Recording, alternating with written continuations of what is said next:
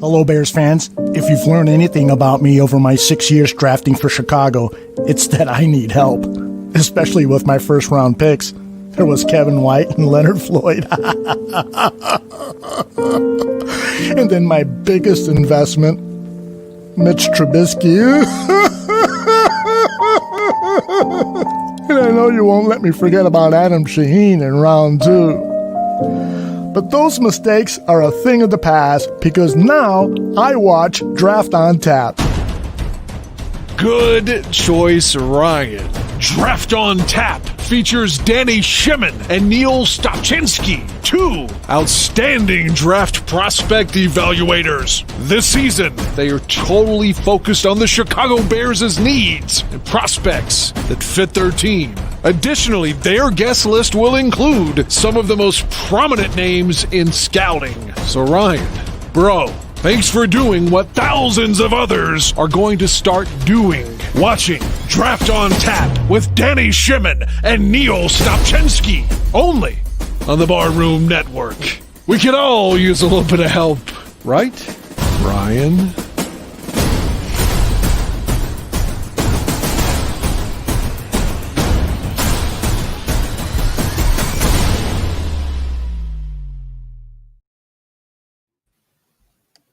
Cheers! Wrong graphic. Start off great. Get rid of that. Where is that coming from? There it is. That's my face. Cheers, Bears fans.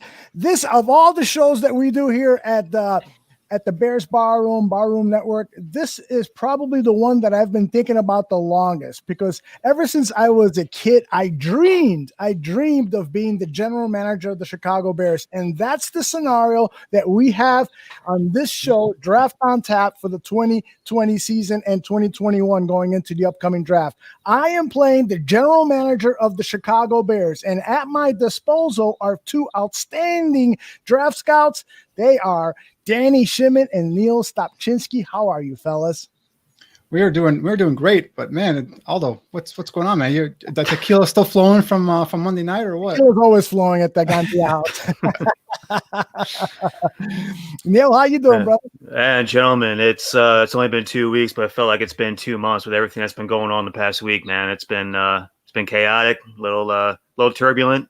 I don't know, I know you guys know, but for everyone else that may be just tuning in, just learning about it now, got my wonderful significant other up here with me finally after 2 months of being here rocking solo. So, we got boxes and bags and everything else that, like I said, is turbulent, but hey, we're working through it. Here we are. I notice a smile on his face more often now than before.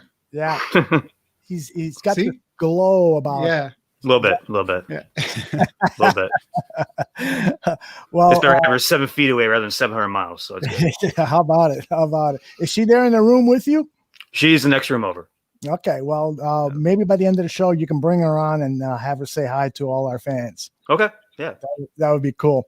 Yeah, absolutely. Right, guys, let's talk a little bit about the Chicago Bears. They've got a 5-2 record. They're coming off an awful loss on national television to the Los Angeles Rams. Let me begin with you, Danny. What was the worst part of this loss for the Chicago Bears? Man, it's the offense was just brutal.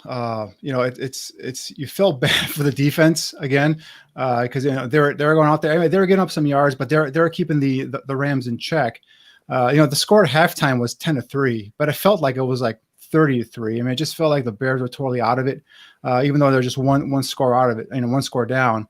Coming into the game, we've talked about it here before on this show. We've, the Barroom Network's talked about it on other shows. The offensive line is a major disappointment, major issue for the Bears, major need this offseason. And I think it's just proved in that game where, Whitehair goes down even before he went down. Fetty was getting beaten. Coward, again, looked like he was, in over his head. The run game had no opportunity, no chance to do anything.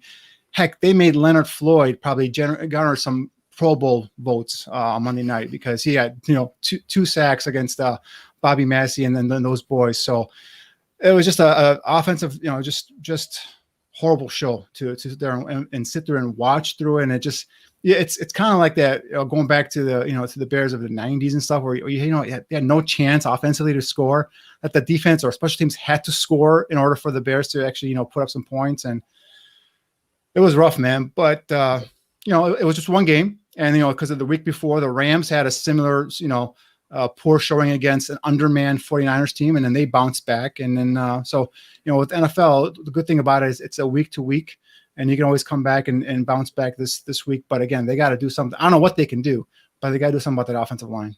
What do you think, Neil? You think that? Oh, I got you guys on wrong places here. There you go. There it is. Better. Sorry about that. Neil, do you think there's any hope for this offensive line that they can make in-season progress? I really hope that performance was just a testament to, Castillo not being around. He didn't make the trip, did he? Was he still on COVID protocol stuff? I mean, I talked before about how this offensive line was actually creating opportunities for Mr. Trubisky to perform well and creating opportunities for Nick Foles to take over this offense and make plays. Past couple of weeks, I mean, with injuries, and I feel like we're starting to recruit, bartenders and cashiers to suit up and start blocking the defensive line. Like, what is going on? Mm-hmm. But ultimately, hey, we need powerful, we need strong, we need nasty. That's what this Bear offensive line needs to start really performing like. Whitehair getting pushed around as much as he has past couple of weeks has driven me absolutely nuts. But I mean, when it comes down to it, we lost by 2 scores. Nick Foles threw 2 picks in the red zone.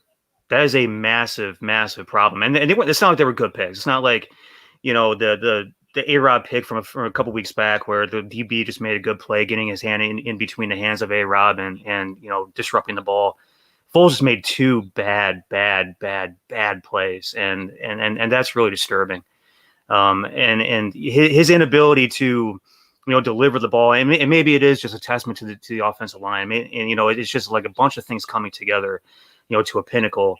But that double move that Mooney pulled on arguably one of the best DBs in the league, right? Where that's basically a touchdown, right? Yeah. Like, he missed money on that play, not being able to deliver the ball on target. It was rough. And while we're on topic of wide receivers, that 4th and 1 where Williams just absolutely whiffed on Terrell Lewis. Mm-hmm. I mean, come on, receivers, make the blocks, man. Make the blocks. You got to do better.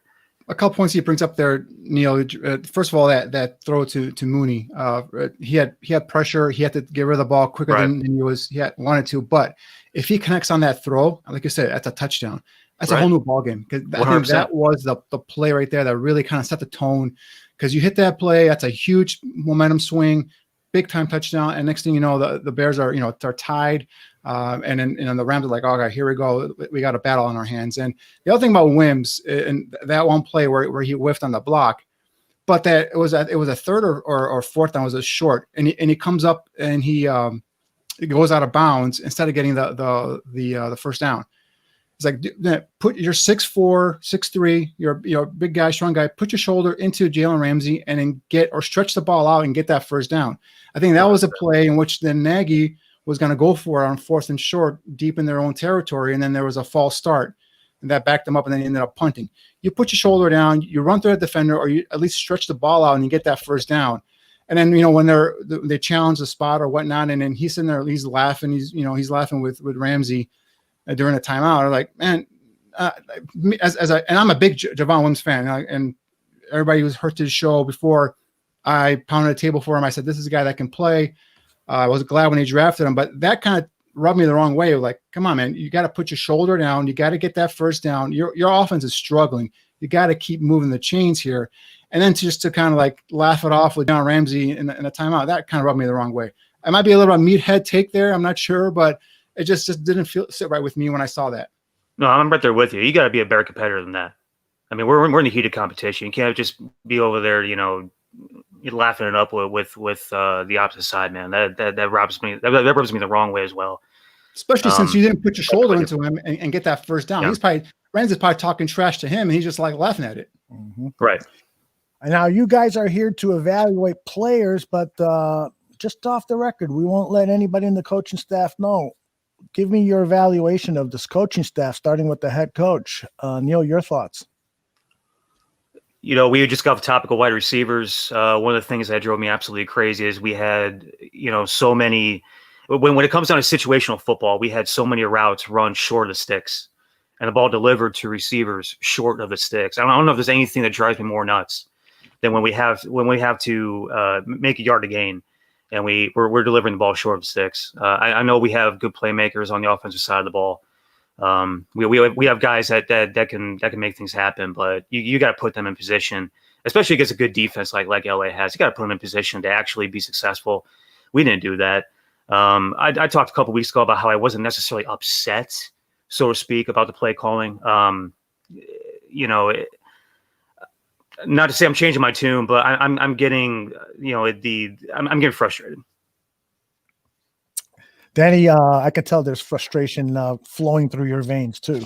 Well, all right. So I've been holding this in since Monday, and I stayed off of Twitter the whole week, and I know people are upset. I know fans are they love this team and they want this team to do well, but the people that are calling for the firing of Matt Nagy really got under my skin. So just real quick, do you remember what this team looked like when Mark Trestman coached them? They were non-competitive. They were getting blown out by 20 or 30 points, right? Do you remember this team looked like when John Fox coached them? We were getting moral victories every week. Hey, we lost by less than the score. Okay. So is Matt Nagy, the play caller, gonna eventually get Matt Nagy, the head coach, fired? That could happen, because I'm tired of the 3rd-and-1 toss sweep to Cordero Patterson play. Damn it, it's 3rd-and-1. Line up in an I formation. You got JP Holtz out there, play fullback, have a lead blocker, hand it off, get the first down, and let's keep on moving. Yes. Getting cute is getting too much now. Your offense is struggling. All right. Maybe Matt Nagy, he's not who he was built to be. He's not an offensive guru, offensive genius, but I think he's a good head coach. The how I measure a team and its head coach is what kind of effort they put in and week out. And up until this past week, actually, I've never seen the Bears get blown out or lose by more than one score. And I think this team responds to him. They play hard for him. But again, Matt Nagy, the offensive coordinator, is not doing Matt Nagy, the head coach, any favors. But you talk about the lack of execution. After the Tampa Bay game, Matt Nagy on the press conference the morning after took out his frustration on the players publicly, saying that they weren't doing the little things, and basically pointed the finger at all the position areas, wide receivers who weren't running their routes correctly, offensive linemen and missing their blocks and so forth, amplifying what he said a little bit, but he clearly showed his frustration. My question as the general manager of this team is, why aren't the coaches ensuring that these players are doing the right job? Because if not, then it's a reflection on me. Did I pick the wrong guys who don't respond well to coaching, that can't be developed? That's my big question here is this a general manager situation that you're picking players who have talent but aren't responding to good coaching? Or did I hire a coach who isn't very good? And that's the one thing. That's a good point there, because it's time to look at these coaches, the coaching staff. What player have the Bears developed, right? James Daniels was coming along before he got hurt. I think Anthony Miller, I'm a big fan of Anthony Miller, but again, I think, he flashes here and there, but he's not consistent. Why is that? Right? Before it was all because Trubisky wouldn't find him. That's true. There are times where, Miller was coming wide open, Trubisky wouldn't look at his way, but still, till this day, they're complaining about Miller not running the right route and all this stuff. That comes on coaching. What's his position coach doing? What's Mike Fury doing other than getting pumped up and doing videos of him, lifting weights? The offensive line. We talked about Juan Castillo coming in and making a difference initially the first couple of weeks. What's happened? Has it been the injuries? Is it all the injuries? If that's so, then why don't we get better depth behind these starters? Why is Rashard Coward, a converted defensive lineman, starting ahead of Alex Bars, who's an offensive lineman by trade? What's going on there? Who made that decision? Right? Those things I want to know. So it's time to point fingers. And I know Nagy went and did somewhat of a house cleaning on the offensive side in terms of his assistant coaches. So now it's like, that's why everybody's looking at him now, like, all right, what's going on? The buck stops with him. So that's what I'm saying. Like it's the players are not executing, the coaches aren't developing these players. And that's why I think eventually Matt Nagy, the play caller, is going to get Matt Nagy, the head coach, fired.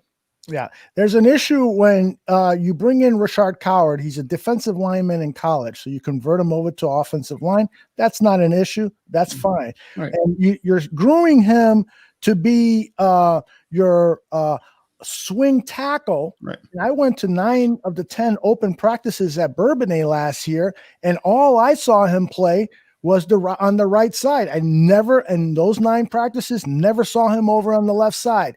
Then the season starts, Kyle Long gets injured, and he's inserted into the right guard position. Never saw him at the right guard position during practice. And now in 2020, he's on the left side, the left guard position. So what is going on here? Is this, as Danny said, an indictment of Alex Bars not being ready? Here's a guy who came out of college football with some sterling credentials. His injury history at Notre Dame meant that he went undrafted. But now it seems like it's a really bad recipe here. And there's some good ingredients in this recipe, which is why there's 5 wins in the win column. But overall, there's something that just doesn't taste good. Neil, your thoughts? I mean, Alex Bars, we saw him the one game that he had to come in an injury situation, and he got tossed all over the field. I'm not sure that he's ready to really be put into a big boy situation right now. The first play, the first play he whiffed on, but then he kind of got better as the game went on. I mean, it was he was a left tackle playing left guard, first NFL game really. Right. The first play totally got beat, whipped, looked bad. But then as the game went on, he got better as it went on. He still looked like he wasn't ready, and that's Castillo has done a phenomenal job with this offensive line for what it was. I think Alex Bars probably could have been prepared a little bit better to this point, to where he was ready to come in and be ready to go. He got to get his shoulders ready to rock. That's the thing, player development. We talk about Rashard Coward moving from the defensive line to the offensive line. Fine. Talking swing tackle. Okay, fine. Right tackle, then right guard. All right. Right side of the field, same hand down, shouldn't be that big of a transition. But now he's playing left guard and he looks worse. So he's not being developed. That's what it tells me is he's not being developed. Right. Right. Our open talks about, Adam Shaheen as being one of Ryan Pace's bust. Adam Shaheen just got a 2-year extension in Miami. Yeah, it's not a big lucrative deal, but the kid's making plays in Miami. Okay, so is Miami developing Adam Shaheen, or is just Adam Shaheen just now getting healthy and just staying on the field and making plays? So it's a question now. I'm thinking, like, where is player development? Why are young players not getting better? Players that we agree that have talent, that should be performing better, or at least up to their capabilities. Why aren't they? Why aren't they performing? But why aren't they getting developed? And to me, I think what Nagy does is I think he allows his coaches to do their job and help develop these players. And I think some of that frustration you're referring to, Aldo, in that press conference was just that, was why aren't these guys ready to play? Because he's got the whole offense, and obviously he's the coach too, but he's got the whole offense basically. He's looking over that and making sure all that's taken care of. So he's relying on his receivers coach, offensive line coaches, tight ends coach, quality controls coach, all these guys to help these players develop. And I think he's seeing they're not developing, they're not getting better, they can't run the ball, they can't block. He's getting frustrated. Yeah, and I'm with Neil 100% about seeing Cody Whitehair just getting manhandled. In his pro career, I have never seen Cody Whitehair over the last 3 games. I think the first couple of games he performed well to my eyes, but over the last 3 games, he's just getting bowled over and looked awful. Yeah, he's looked really, really bad. And I don't think that this is, he's out of position, because he played left guard in college and left tackle. And now he's in the center position because he's proven he could play center. If anything that we complained about Cody Whitehair, his first 2 seasons as a center for the Chicago Bears, were his snaps. His snaps have been relatively good this season, but his overall strength, it appears that he and perhaps guys like Danny Trevathan did not spend their offseason well in terms of conditioning, because from a physical standpoint, these guys look like they're being manhandled. you guys want to comment on Cody Whitehair's play? Yeah, no, I mean, Whitehair at center, obviously he made the Pro Bowl as a center. So, we've seen him be successful at that position. The coaching staff likes him at center. He left the game with a calf injury. So my only thing is, was that something that was lingering? What has he been dealing with his calf injury and he wasn't reported? And that's why he's getting bowled back. He's got no strength, no confidence in that leg to be able to, hold his ground and be able to, man off those bull rushes. We don't know. But the only thing is, what's the sudden drop off in play, right? Week 1, week 2, he looked solid, he looked okay, he looked good in some snaps. The next thing you know, he's not getting bowled over. So, maybe there was an injury that plays an effect there because when he came off the field, he threw his helmet like he was pissed, and that tells me he's been dealing with something, and now I just finally gave in, and now he has to sit all games now. Right. All right. As we tend to do in so many of our shows here in the Bears Bar Room, we focus a lot of time on the offense because it's the area of biggest need. But we have to talk about the defense. Yeah. And, give me what is working on the defense and what you are concerned about. I'll start with you, Danny. What's working on the defense, I think, is the secondary. I love the way that Jalen Johnson has come in as a rookie and kind of, taken over. Yeah, he had a PI called this game, the last couple of games, but I think he's a guy that's in there, in phase, downfield and coverage, a guy that doesn't show any sort of, hesitation to get back out. Even if he gets a penalty, he's okay with coming back. He's got the amnesia that corners, tend to have in the NFL, and they just comes back and at the next play. What concerns me is the run defense. The run defense to me is still an issue. Yeah, when Akeem Hicks is playing like a man possessed, they do pretty well. But if Akeem Hicks is out of the game, and you have a John Jenkins or even Bilal Nichols, and you're relying on Danny Trevathan and on those guys to be able to come back up and stop that run. Unfortunately, up the middle, opposite teams are being able to run on them. So that's a concern for me. And for me, another concern, going back to the secondary real quick, is Buster Skrine.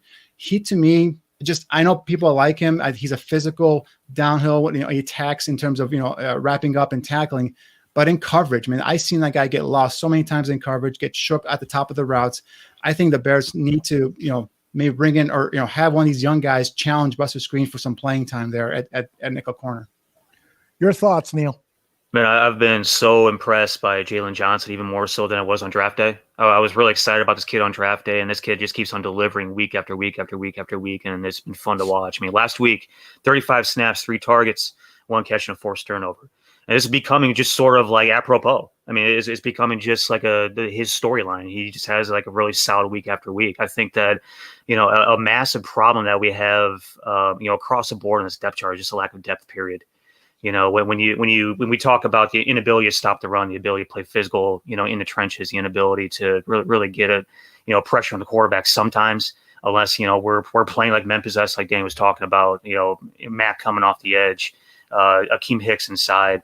I had talked before about how we really so badly miss Goldman. He's that's been, so clearly evident. We need more depth across, the defensive line. We, especially at the edges, and the linebacker position. I think Trevathan's been playing a little bit better, but still, that's a position I think we need to address down the road. I feel fine with Roquan Smith, but across the board, especially in the front, the linebackers, we need to figure out our depth issue.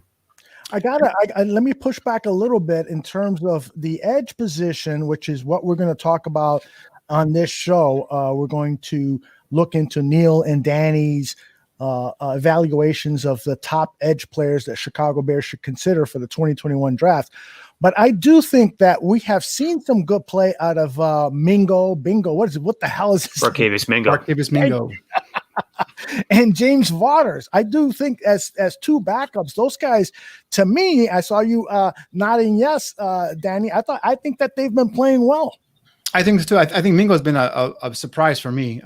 He's not a guy that's gonna stick out in the stat book, but he's a guy that provides pressure. There's a lot of times I see him, hurrying the quarterback, and he made a heck of a play as a run defender against the Rams. So I think that, and especially on special teams, he's a standout on special teams. So I think he has contributed very well there. Has been a solid pickup. My thing is guys, at what point do we just question, Quinn. I understand he came into the season with an ankle injury. It's not clear if he had surgery, if he just rehabbed it, what was going on with that ankle. But at what point do we start questioning Robert Quinn in terms of, hey, they're paying you $30 million guaranteed? It's time to see some production. You'll see a good rush here, a good rush there, but the consistency is not there. And you're playing opposite a guy like Khalil Mack. You should be able to, provide. You're getting one-on-one, blocking. You should be able to provide, at least at a minimum, pressure on every single snap. You might not get to every single sack, but at least give me some pressure. And I just, at what point do we start questioning, whether it's is he still injured? Is it effort? Did he get the big contract and he's good now? That's something that's going to come into focus, I think, in the next couple of weeks. Niel, your thoughts on Quinn, and then we'll begin the evaluation process of these edge rushers for the 2021 draft. Man, I've been questioning Quinn since day one. I mean, there's a reason why there's been 3 teams that just let that guy go. You could argue that he has that kind of fat shark syndrome where, he lost his edge just because he got, a nice little payday for 3 years. But, I mean, the guy hasn't been the same since L.A. Let's be honest. There's 2 other, that was the Cowboys and Dolphins just let the kid walk. That I think that says a whole lot, and it's definitely a red flag. In my opinion, it's a massive red flag. Yeah. In fairness to him, he had a good year last year with the Cowboys. He had 10.5 sacks. So I think last year he played well, but again, he was on a 1-year contract. Kind of make it or prove it kind of deal. He had a great season and cashed into a big $30 million guaranteed contract with the Bears. So. Mm-hmm.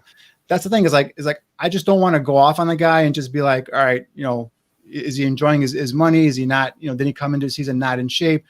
Or is he just still dealing with that ankle injury? That's the thing we don't know. Like, the first snap of the season he actually played against the Giants, I mean, he looked like a bat out of hell. The way he came out there and rushed Daniel Jones, strip sack, I'm like, all right, this is what the Bears have been waiting for. This is what the Bears paid him $30 million guaranteed for. Right. And that's been basically it. I mean, I think he only has 1 sack the whole season. He's got a couple of pressures here and there. Don't even get me started on his run defense. All right. So that's the thing is I don't want to go out hard on the guy because I'm not sure if he's 100%, but man, it's pretty soon we're going to have to start asking some questions like, is that a free agent bust?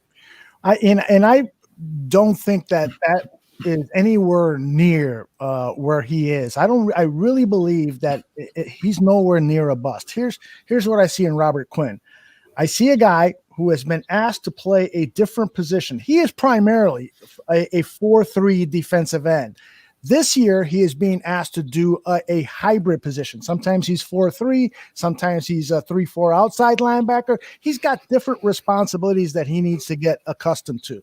Secondly, you add the fact that he didn't have OTAs. He didn't have a camp because he really didn't play at all in preseason. He didn't get any of the reps and so forth. So he doesn't have that experience. And I agree with Danny. I don't think he's 100%. I think that, let's face it, he missed the first game of the season, right? So that tells you that he's just not at 100%. So I'm giving him some time because I have seen on tape him do some really good things. I put up on Twitter a play, the game where the interception was thrown out of the end zone a week ago. He shifted from the defensive end position and went and knocked the center on his ass, and that allowed for the quarterback to rush the throw and an interception, and the Bears were able to score a touchdown, the Cole Kmet touchdown to open that game. So there are some things that Robert Quinn is doing, but the consistency that you expect out of a $30 million man is not there, and I'm hoping that's because he has not had the practice reps, because he's being asked to do different things. And it's not because he's 30 years old and he's on the downside of his career. No, and you hit on the perfect word with that, consistency. That's what you want to see, is at least be consistent, right? You don't have to get every single sack. You don't have to make be the defensive player of the game every single week, but just provide that pressure, that consistent pressure, like you just mentioned, that one tackle end stunt that he probably came up on the middle and just caused that turnover or helped cause that turnover. That's the kind of things we want to see from him, especially he's probably getting predominantly one-on-one blocking anyway.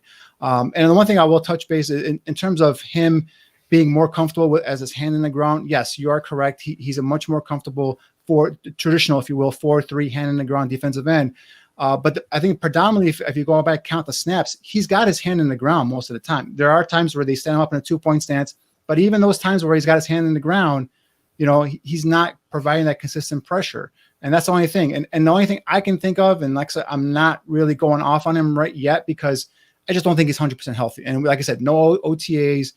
God knows what kind of rehab he had on that ankle, doing it probably on his own, whatnot. So we'll see how. Hopefully, he starts running into form, and as he gets healthier, we'll see that consistency come back.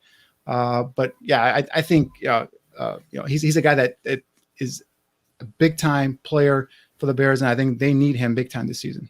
Very good. All right, guys, it is time to talk about your draft evaluation of edge rushers. We know that the Chicago Bears under Ryan Pace, he has put a lot of assets or resources into providing a pass rush. His philosophy is you've got to rush the quarterback. He's made a huge investment, one of the biggest investments in NFL history on an edge rusher, Khalil Mack. Robert Quinn, we were just talking about, the $30 million man. And he has found some gems in the middle of the defensive line to aid those guys. And that's something that he has been, and Akeem Hicks is what I'm talking about, Eddie Goldman and so forth. And so he is really attuned to the edge rushers. So the philosophy is you can never have enough edge rushers on your team. And so that's why I have asked these two gentlemen, Danny Shimon and Niel Stopczynski, to look at this year's crop, this upcoming draft crop of edge rushers, and they have collaborated with each other and come up with our initial board. These are the guys that they figure are worthy of first-round draft picks, second-round draft picks, third-round draft picks, etc., etc. And you will notice that there will be some names, if you are a draftnik, that are not on this board because Neil and Danny have determined that they don't fit into the scheme that the Chicago Bears run. So we'll talk about that as we go along. Right now, we're going to start with round one and identified the three players that Neil and Danny have identified as first-round draft picks. We begin with Gregory Rousseau. Danny, why don't you take it from there? Yeah, just to start off, this class for me, and Neil can attest to this if he feels the same way or he doesn't. But for me, this class, going through it, in my initial go around here, it doesn't have what I call the alpha dog of the class, right? There is no Myles Garrett, there is no Bradley Chubb, there is no Nick Bosa, a guy that is going to come in and provide consistent pressure off the edge, week one. So we have to kind of go in and project in terms of, especially with Ryan Pace. We know he likes guys on the edge that are athletic, they got length, they got size, and as lateral quickness, closing burst speed and all that stuff. So that's what we kind of put into that criteria in terms of determining who would fit the Bears board. So the first guy we went with here is Gregory Rousseau. He's a guy from Miami, just a one-year starter. In 2019 was his first year as a starter. He had 7 starts in 13 games. He led the ACC with 15 and a half sacks and with 19 and a half tackles for loss.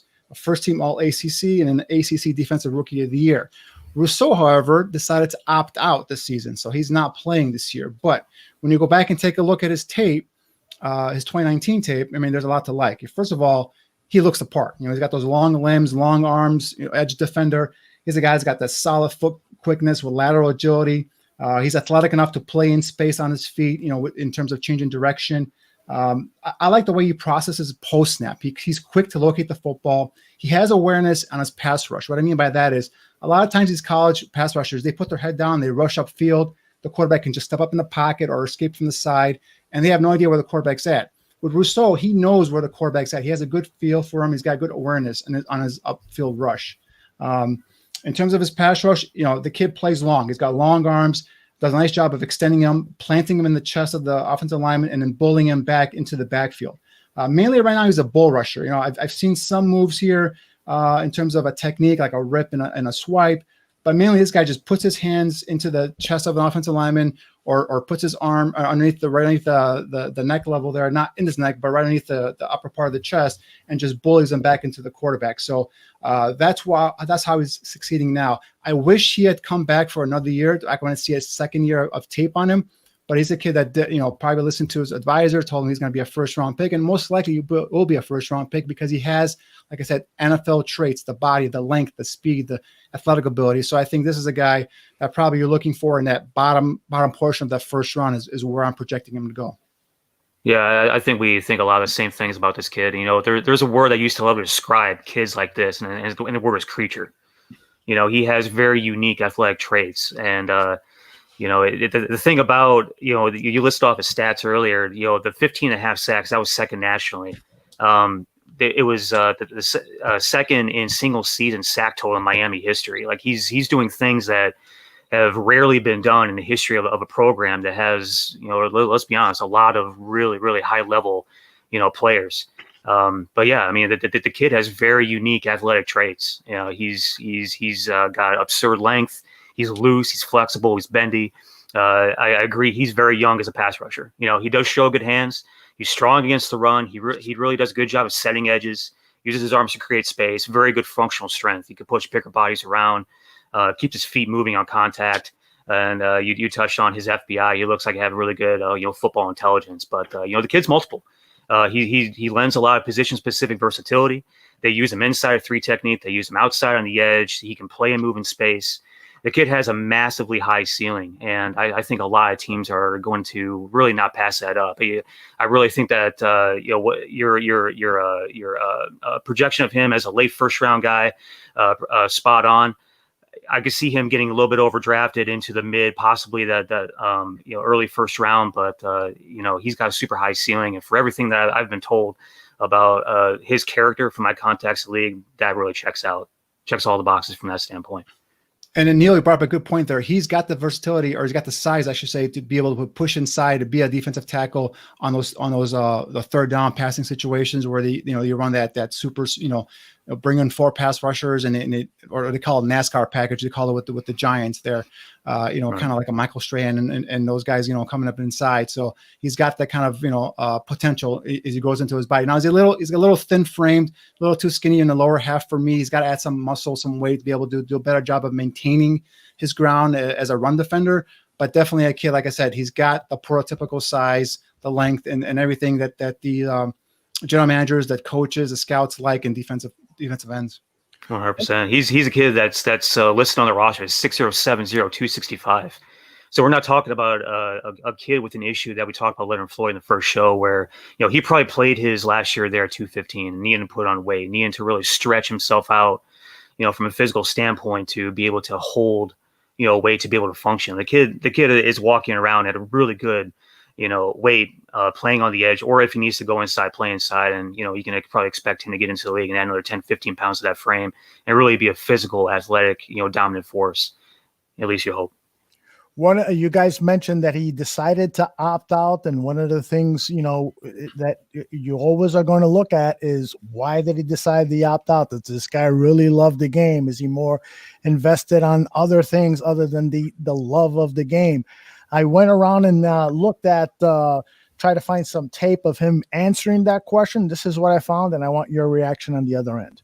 It was really a decision that me and my family just we thought about it. We prayed over it for a long time, and it was really just my mom's a COVID nurse, or she was a COVID nurse, but I told her just to stop working and stuff. So me to just have this chance to help her out and tell her to stop working, it meant everything to me, and I couldn't pass that up. Neil, your thoughts on what he just said there and his decision of opting out? Does that help you, alleviate any concerns, or does it still have red flags for you? I'm always going to be a little bit skeptical of kids that sit out a year when they have the opportunity to play. That's just my nature, and I'm always going to wonder in the back of my head if everything that this individual is going to say in front of a microphone is that legit? Is he just putting on a front? Is he covering up for something else? However, the one thing that I did ask a few guys around the league this week about was, what is going on with this kid's head? Is he a good kid? Does he have red flags? Does he cut corners or anything like that? And what I got back was that his character is a plus. He checks boxes when it comes down to, all the things that you want in a first round draft pick, especially at a position like that. But, the kid is, from everything that I've been told, I think everything that he said in that video was genuine. You bring up a good point, is that when people, it doesn't matter if they're a young athlete, an old athlete, an old man, it doesn't matter whoever, but they get in front of a microphone and they pretend to be somebody that they're not. They're going to pretend to, say the right thing to make a good impression.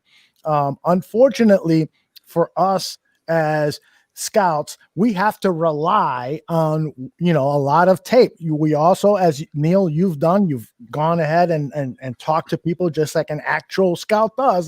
That's what you guys do, is you get information from people who know people and so forth, and you get that. But also scouts rely on videotape just to kind of get an indication, to see if you notice that there's some authenticity there when the young man is talking. So Danny, I ask you, did you find that he was authentic when he stressed that his mom is a COVID nurse, and he that's part of the reason why he's not playing this season? Listen, I think he's telling the truth. I'm not thinking he's lying, but I don't. I think he was told, listen, you got a first round. You're going to go in the first round.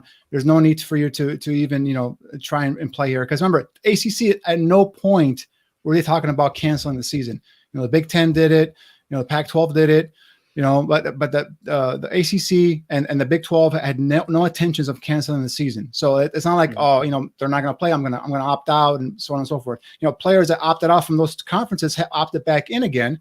To play this year. So for me, I don't know. There's times on his tape, and again, I'm going to go off his tape. And Niel made the calls, and he got the background information, and that's awesome information to have. But going on his tape, there are times I see some loafing. There are times where, he doesn't have the quickest first step get off at the line of scrimmage. So, there are concerns for me if I'm going to, recommend them to you, Aldo, my GM. I'm saying, hey, man, these are some concerns. He doesn't look like he's developed well in terms of his lower body. He's got to add some muscle. He's got to get stronger. Another year of tape would have been awesome to see. If he produces that same kind of season, hey, tip your hat to him. The guy's going to go in the first round, no doubt about it. He still might go in the first round. I'm not saying that, but I'm just, for me to sit there and say, all right, the guy was lying. I don't think it was lying, but I also don't think it was telling the complete truth. Absolutely. All right. Let's move on to the second pick of the first round that you guys have identified for me, and that is Joe Tryon. Niel, why don't you take it from there? Yeah, I'm a big fan of Joe Tryon. He's a Washington kid. He's from Renton. Stayed home to play his ball. He's listed as 6'0", 5'0", 262, redshirt junior. Another guy who's sitting out the year, and I've been very vocal about how I feel about guys sitting out. Last year was his big breakout year. He started 12 of 13 games. The only reason why he did not start a game was because Washington started extra DB in the USC game last year. Finished year with 41 tackles, 8 sacks.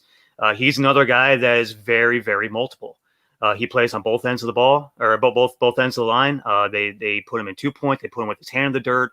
He plays some outside linebacker. He plays some inside linebacker. They use him all over the field. He's a kid that's got lots of juice in his step. He's very twitchy, very explosive get off. He shows ability to get push on the offensive lineman. I feel he's natural bending the edge. I know me and Danny, we talked about this last night a little bit, trying to figure this kid out.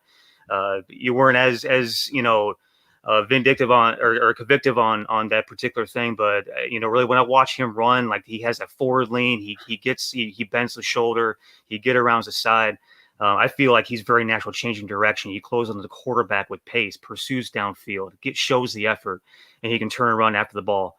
Him running to the sideline, being a sideline to sideline guy is a wow thing to me, because he is a very, very natural athlete, plays in space super well. They got him dropping in coverage, and he reads the quarterback like a linebacker as well. Shows a high football IQ and instincts. Gets his hands up in passing lanes, bats balls down. To me, that this kid, for another personal terminology thing, like the kid has spider qualities. He's a kid that feels like he's all over the field. He's in like so many different places at one time. And, to me, like he uses something I like to call multiple agility. It feels like he's making like 8 moves at once. To me, the kid is just a legit disruptor. Another kid, I would love to have seen him play one more year just to see the consistency from year to year, from week to week. But we won't get that. However, I feel like this kid has a lot of qualities that, a lot of teams are going to look for in a very versatile, difference-making playmaker that, can come in and make an impact immediately. you two and every other scout in the nation has got a huge challenge this year because there is going to be a lot of missing tape that you guys Right. would rely on. So, Danny, Neil says that you guys kind of haggled a little bit about Joe. Tell me a little bit about that and why you perhaps are not as high on him as Neil is. Yeah, Neil definitely pounded the table for Trayon in terms of giving that first round grade. I had a high second round, mid second round grade going into it, and then talked with Neil, and he was really like I say, he just went over all the positives, just same thing I have. The kid's athletic, he's got the size, he looks natural on his feet in space, doesn't look like he's got the hips to be able to bend and change direction and all that stuff. Brings that scheme versatility. I think this kid can play. Outside linebacker in a 3-4, stand him up in a 2-point stance, rush him off the edge. I think he can play with his hand in the ground as a traditional 4-3 defensive end. But the things for me, there are some things that kind of caught me out. In terms of, first of all, it's only one season. We only got one season, and it wasn't a great season. He had 8 sacks, 12.5 tackles for loss. Didn't start a game like Neil mentioned, but he's a guy that gets stymied by double teams a lot. He's very raw as a pass rusher. He shows no plan out there for me whatsoever. And in terms of, there's times I saw him, just right past the quarterback, just get ridden by the offensive lineman up the field. Quarterback stepped up in the pocket and he has really no idea where he's at. And just in primary right now, all he does is a bull rush, and he can get away with it in the Pac-12 because he's bigger, stronger than some of these guys. But when it comes to the NFL, I think this is a guy that's going to need to be coached up. Now he's got the physical, skill sets, got the tools to be a pretty good pass rusher. I just don't see it now, and I don't see it in the first round. But he's got the traits that teams are going to fall in love with, and I could see him going in the first round. But for me, my grade, it wasn't a first round grade. But Neil, I agree with all the positives Neil just ran off about him. The kid has got some impressive physical traits, but just hasn't put it together for me yet. I am really, really intrigued by this guy, and I'm going to be watching video and thinking about what you guys have just said about these both of these players, because they have outstanding skills, but boy, oh boy, they're not there. And from what I hear you saying so far, there's not a top 10 edge rusher in this draft, huh? No, correct. Wow. The difficult thing is that you got a bunch of guys on this list that bring a lot of things to the table, but don't bring everything. They got a lot of guys that have athletic traits, but may not have the physical traits, have the physical traits, maybe not the athletic traits, have a combination of traits, but aren't technically sound. So there's, when you look at it, you're going through a list of, I think we have 11 guys on this list that in some way, shape, or form are going to be developmental guys. It's just a matter of, what is unique about all these guys, what's special about these guys, what are things that, are transferable to the next level, and what can be, which of these guys have difference making type of qualities that can be coached up and be made to who you want them to be. They're kind of like, molds of Play-Doh right now. Some of these guys with like Rousseau, like Tryon, young dudes, raw dudes, that have very, very unique athletic and physical things about them, and you can just kind of mold them to what you want them to be. Yeah, this class is going to have some depth. You're going to get guys in the second round, possibly third round, that you're going to come in and be contributors, but doesn't have that alpha dog like I talked about at the beginning of the segment here. There is no Bradley Chubb. There is no Myles Garrett. There is no Chase Young. There is none of these guys, Nick Bosa, that they're going to come in and be a top 10 pick, top 5 pick, and be difference makers from week one. This class doesn't have that. And the sad part about it is these two guys that you've identified so far, these guys could have possibly have moved into a top 10 ranking had they chosen not to opt out and put some more things on their tape, and also, just furthered their development. And so that is the sad part. Now, the good part is that the next player you've got on your list is a guy who is leading college football in sacks. It is Patrick Jones. Danny, take it away and tell me what it is you like about Patrick Jones. So it's funny. So we just talked about Tryon and how Neil was high on him and more than I was. And I think Jones is the opposite. I think Jones is the guy that I'm a little bit more higher on than Neil is. We're close, but I think I'm a little bit more higher on Jones than Neil is. And with Jones, for me, again, another guy physically, he just looks the part. 6'4", 6'5", between 255 to 260. Coupled with long arms. He's got that physical look of a defensive end or outside linebacker that the NFL teams love. He's a natural bender. This guy is quick. He's got a quick first step, shoots upfield out of his stance. He's got those long legs, takes those big strides, and helps him close grounds quickly.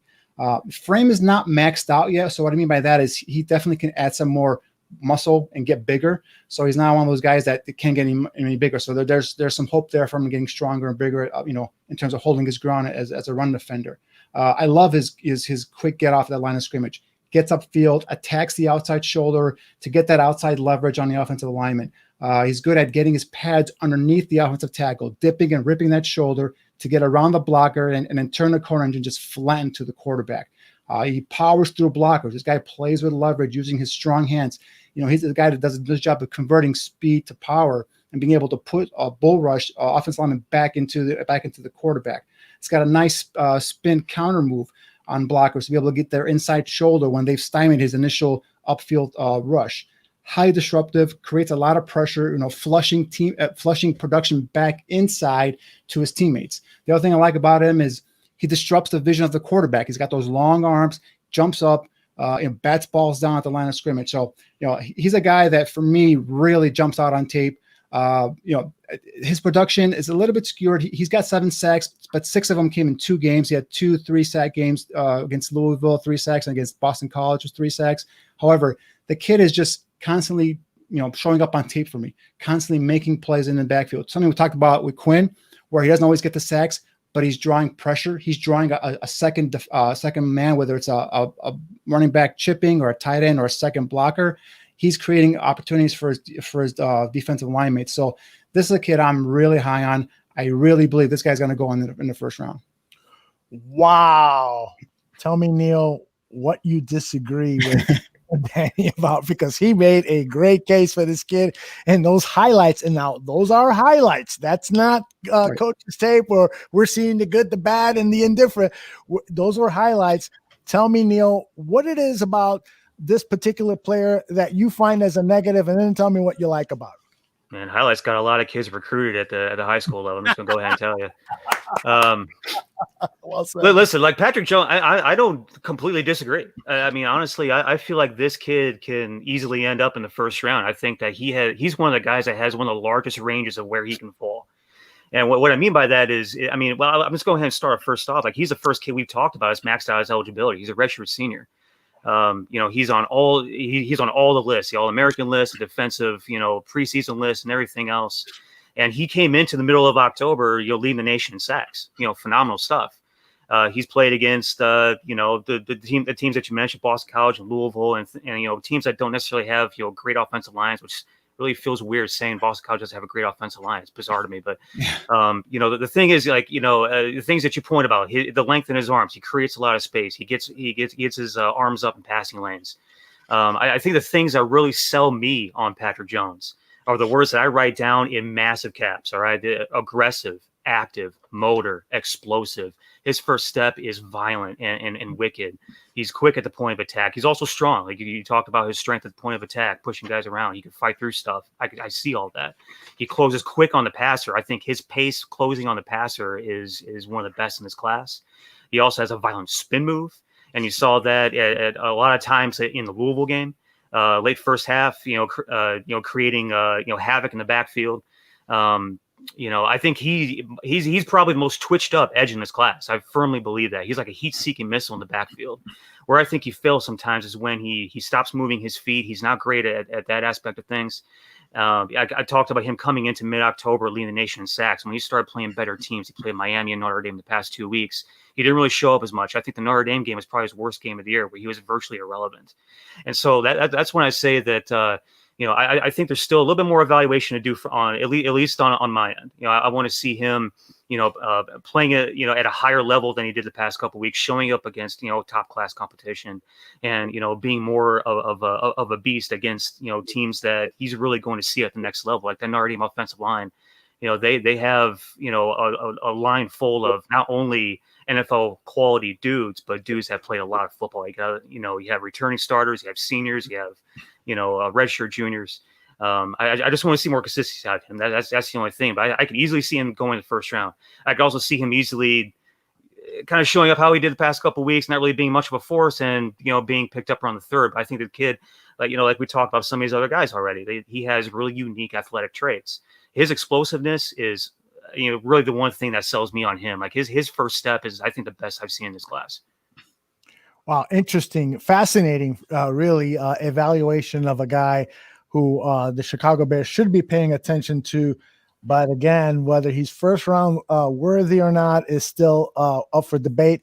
The great one thing more thing about Patrick Jones, for me, I don't know about if Neil agrees or not, but for me, he's a more quicker, faster, athletic Zadarius Smith, the guy from the Packers. Yeah, that's how I see him.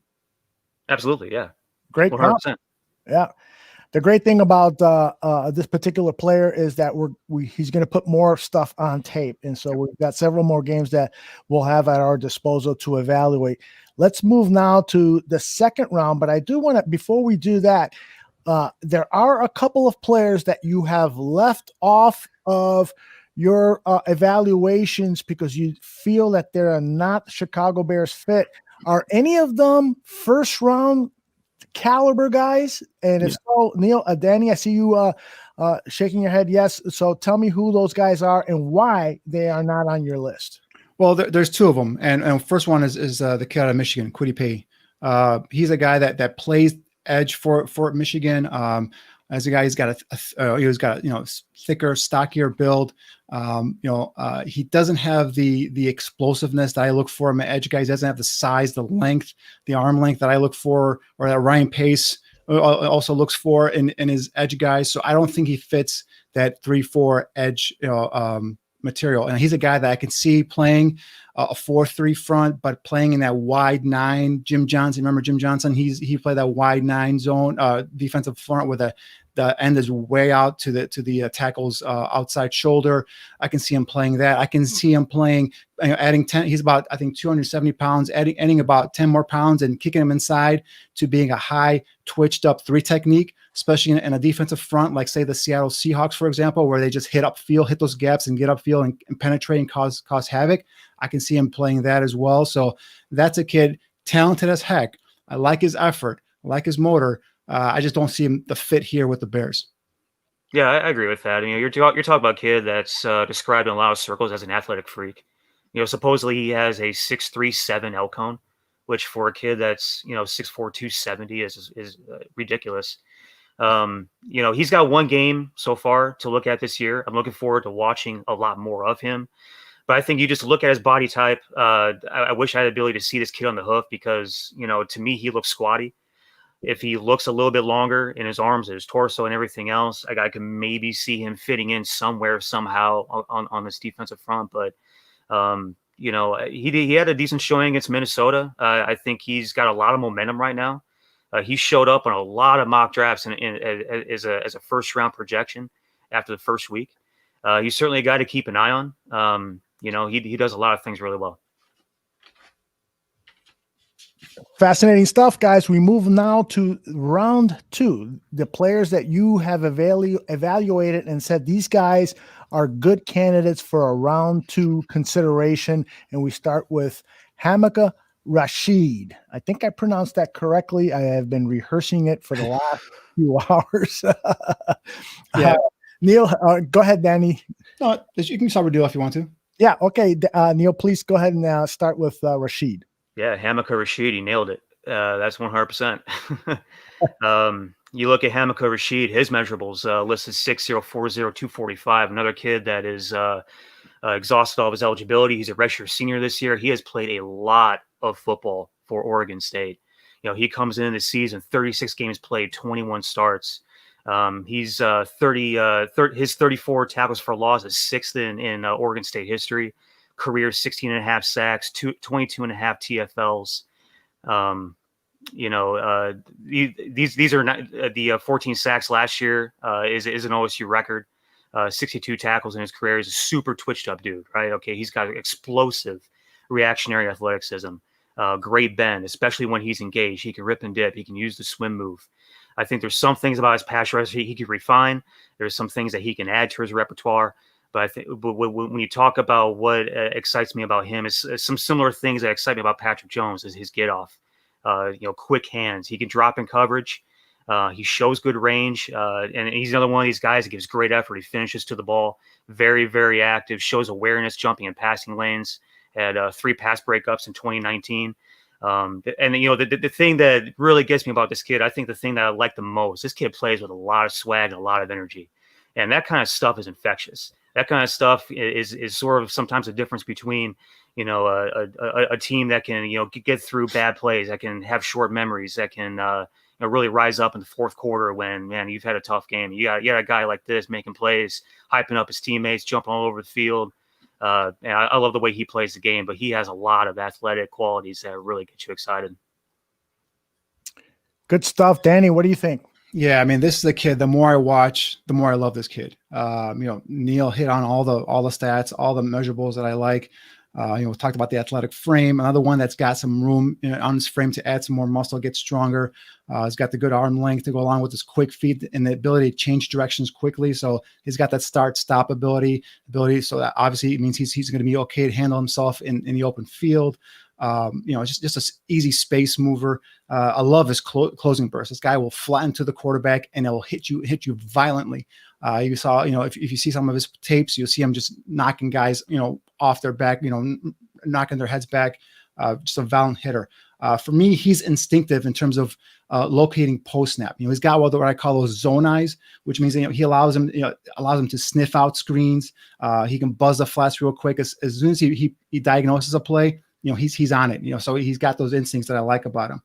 We talked about that burst, the ability to go ahead and get skinny, fit through gaps on those inside stunts and pressure packages. This guy is just difficult on linemen to attempt to reach block. He can slip those blocks. He can slither into the backfield and provide a very disruptive backfield presence, as evident by those 35.5 tackles for loss in the past 2 seasons. So definitely a kid. He's undersized. He won't fit every system. He's predominantly, at least for me, he's an outside 3-4 linebacker. Possibly you could put him, if you're a 4-3 team, you can probably draft him, put him as a Sam linebacker and have him rush on third downs. If you guys want to look for comps, guys in recent draft history, Hassan Reddick, guy from Temple, went to the Arizona Cardinals in the first round, got off to a slow start, but he's having a phenomenal season this year. If you go a little bit way back, Bruce Irvin, these are the kind of guys I'm seeing this guy turn into, guys that are might play linebacker for a 4-3 team, but are going to be, pass rush, edge guys, predominantly on passing situations. Yeah, a guy that could possibly work his way into the round 1, you guys think? I mean, he's the Pac-12 is scheduled to play, so he's got a chance to put more highlights on tape. And I think it just depends on who falls in love with him, right? If you're a 3-4 team, like the Steelers, like the Bears, guys like that like guys off the edge. Remember, Steelers with Bud Dupree, he's coming into a contract year, so this could be a nice replacement for Bud Dupree if they choose to franchise Dupree, bring this kid in, and he's going to be an heir apparent to him. I can see that happening easily for him too. So he's got a chance being at the bottom end of the first round. Depends what happens this season, but man, like I said earlier, the more I watch this kid, and Neil hit on the head, man, he plays with attitude. He plays with a swagger. He's a guy that rallies his teammates around him. So I just love this kid. Yeah. Good to have those kind of guys on a team, right, Neil? 100%. I can't wait to start watching this kid, next month when they start kicking up the Pac-12 action. There you go. He's going to be a guy that could easily increase his already high stock. All right. We're moving on to Jalen Phillips. Danny, Shimon, tell me about Jalen Phillips. Yeah, this is the guy I'm going to tip my hat to Neil. He's the one who told me about him. And I seen him when I was watching one of his teammates. But then, Neil talked highly about him. So I went ahead and broke him down. And this is a highly decorated 5-star recruit out of high school, out of California. Went to UCLA for the first 2 seasons. Sat out 2019 as he transferred over to Miami. So when you put on his tape, I mean, we talked about Quinn earlier, not always making every sack, but having a presence, having an ability to create some disruption. And this is a kid you put on his tape. First of all, I love his size. He's about 6'4", 6'5", 260 pounds, has that long arm. So he's got the combination of height, length to go along with that athletic frame. Solid first step get off with those long limbs. He's a long strider. This guy closes fast with those long limbs. Athletic lower body, displaying the lateral agility and the change of direction abilities you like to see in those outside edge defenders.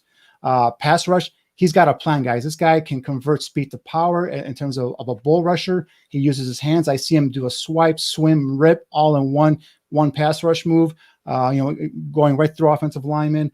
So this guy has got some technique in terms of he's developed as his pass rush. He's got a game plan there. So size, athletic ability, ability to create pressure off the edge. Actually, this is a kid that's getting a chance now because Gregory Rousseau is opted out. So that's why he's playing with Miami, and he's making a name for himself. So he's a guy we got going in the second round. But I think that's a good area for him to go in. I don't see him dropping past that if he continues on this pace, if he continues this trajectory that we see him playing at. Really, I like this kid in terms of his potential developing. A little bit skinny on the frame, got to add some muscle, got to get a little bit thicker in the lower body to maintain his ground as a run defender. But you know what? This guy, you put on tape, whether it's a run play or a pass play, he might not get the sack or he might not get the tackle for loss on every play, but he's making his presence felt, and his teammates generally profit from that. Yeah, this kid, you touched on him playing in place of, Gregory Rousseau taking the year off. He owes Gregory Rousseau, breakfasts and watches and all kinds of stuff, in thanks for freeing up that position for him. And he's wearing Greg's number. He's wearing the number 15, and he's shown up and doing everything that he could possibly do. He's made himself a lot of money this year, and I've watched Miami a lot this year. Maybe just by accident, I don't know, but every single time I watch this kid, the kid just shows up. And it's not like I'm looking for him to show up. The kid just shows up. When I'm looking at highlights for the other kid you're talking about, Quincy Roche, the kid's making plays on somebody else's highlight. That's the first indication that the kid is a big time player. But I kind of call this kid the Energizer Bunny. He is constantly running. He's doing it at a great size. He touched on 6'4", 6'5", mid 260s. The words I wrote down in caps on him are effort and pursuit.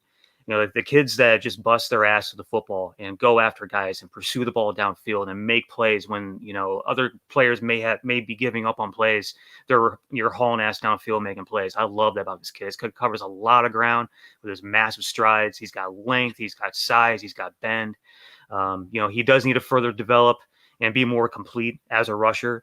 But I think he plays the edge position very well nonetheless. And he's very good in space. And this kid is just a big athlete. And, when you talk about big athletes, that pick that he made against FSU is the wow play for me. That was sort of like you talk about Heisman, players that have that one play that their Heisman moment. That play to me so far this season is that kid's, draft moment. I think that kid has made a lot of money this year. And I think I only see him rising, further up the boards. Outstanding evaluations, guys. What's interesting about what I'm hearing now is that if I'm thinking to myself, I really want to invest in an edge rusher this season. Now I'm always going to pick best player available, but based on the evaluations that I've gotten at this point, and I totally recognize that you guys 3 months from now can say, hey, evaluations have changed, and in some cases have changed dramatically based on new information and stuff. So I totally get that. But based on what you're telling me now is that I could potentially get a round 2 edge rusher who can potentially be first round quality.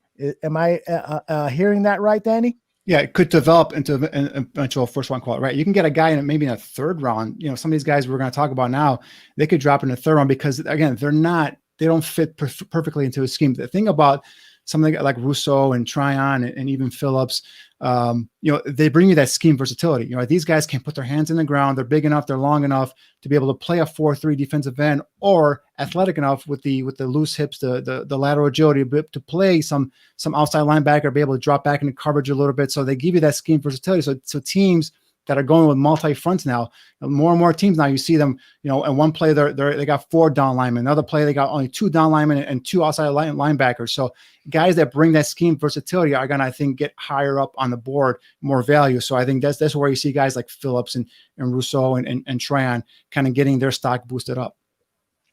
Excellent. All right, let's take a look at the round 3 players that you guys have identified. Now, unfortunately, I didn't rehearse the pronunciation of all these names.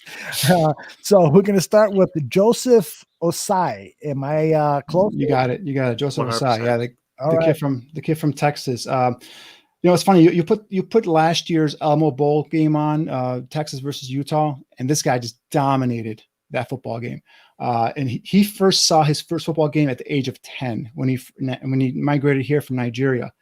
He's a multi-sport star in high school, so he's a terrific athlete. This guy played basketball, football, soccer, and ran track. 2-year starter, 27 career games with 15 starts.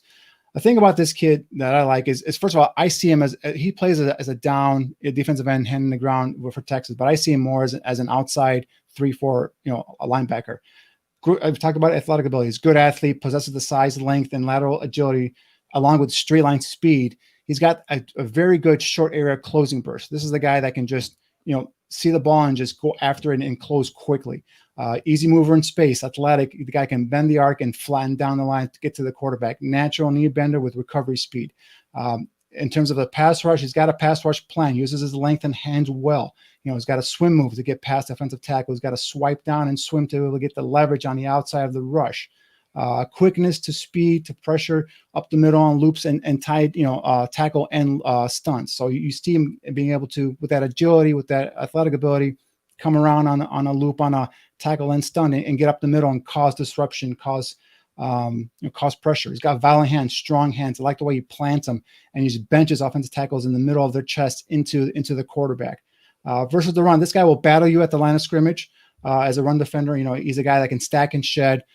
Tight ends really, every time I see him line up against a tight end, they have no chance of blocking him. So in terms of pursuit, this guy's a high character football, highly competitive. He will chase the football down all over the field. So, high effort, high motor guy, a guy that I think projects nicely as an outside 3-4 linebacker. Yeah, I agree with pretty much everything you said. I mean, every word you said, I pretty much wrote down, in my notes. I mean, the fun thing about him is that, he is as strong as he is. I love his upper body strength. I love his long arms. I love that he keeps separation from blockers. His first step and burst are very attractive. He runs his feet on contact. I felt that at times he did kind of show some stiffness in his lowers, but the kid does a lot of different things for, his size and the way that he plays. He's another one of these guys that plays both, stand up and in foot and, hand in the dirt. Another guy I think could, develop more as far as pass rush moves go, but he's another good motor guy. The kid plays hard as hell, like you talked about. I think, at the very absolute worst, this kid's going to be a depth guy in the league for years to come, just because of his playing character. I like this kid a lot. He's about as solid of a early mid-round kid as we have on this board. And I think really all three of these guys that we project in the third round are pretty much all the same way as far as like being very solid, early mid-round depth guys that are going to bring a lot of different things to the table and may need some years to develop, may need some, may need to, sit behind some other guys for, the time being, but they're going to contribute. Yeah, and hopefully they contribute right away on special teams. 100%. Let's stay in the third round, and let's stay with you, Neil, and talk to me about Quincy Roche. Yeah, Quincy Roche, he's a dude that came over to Miami from Temple as a grad transfer. Very, very prolific career for a lower level program at 6'3", 245. Again, I kind of group all three of these guys like together in a certain way as guys that are very, very solid early mid-round guys, not necessarily having the elite physical traits and some of the elite athletic traits as these other five guys we talked about earlier. But Quincy Roche, even though he's a little bit on the smaller side, he has very, very positive arm length. He has he has a lot of quickness at the point of attack. He's light on his feet. He runs very well, has some twitch.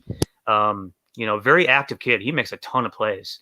And you see him dropping and playing in space. I think at times he can look stuck in quicksand when redirecting. I have some questions about his stiffs, but he does play in a Bears type of personnel, and he's very productive in that kind of defense they run down there in Miami, which is a very pro style defense.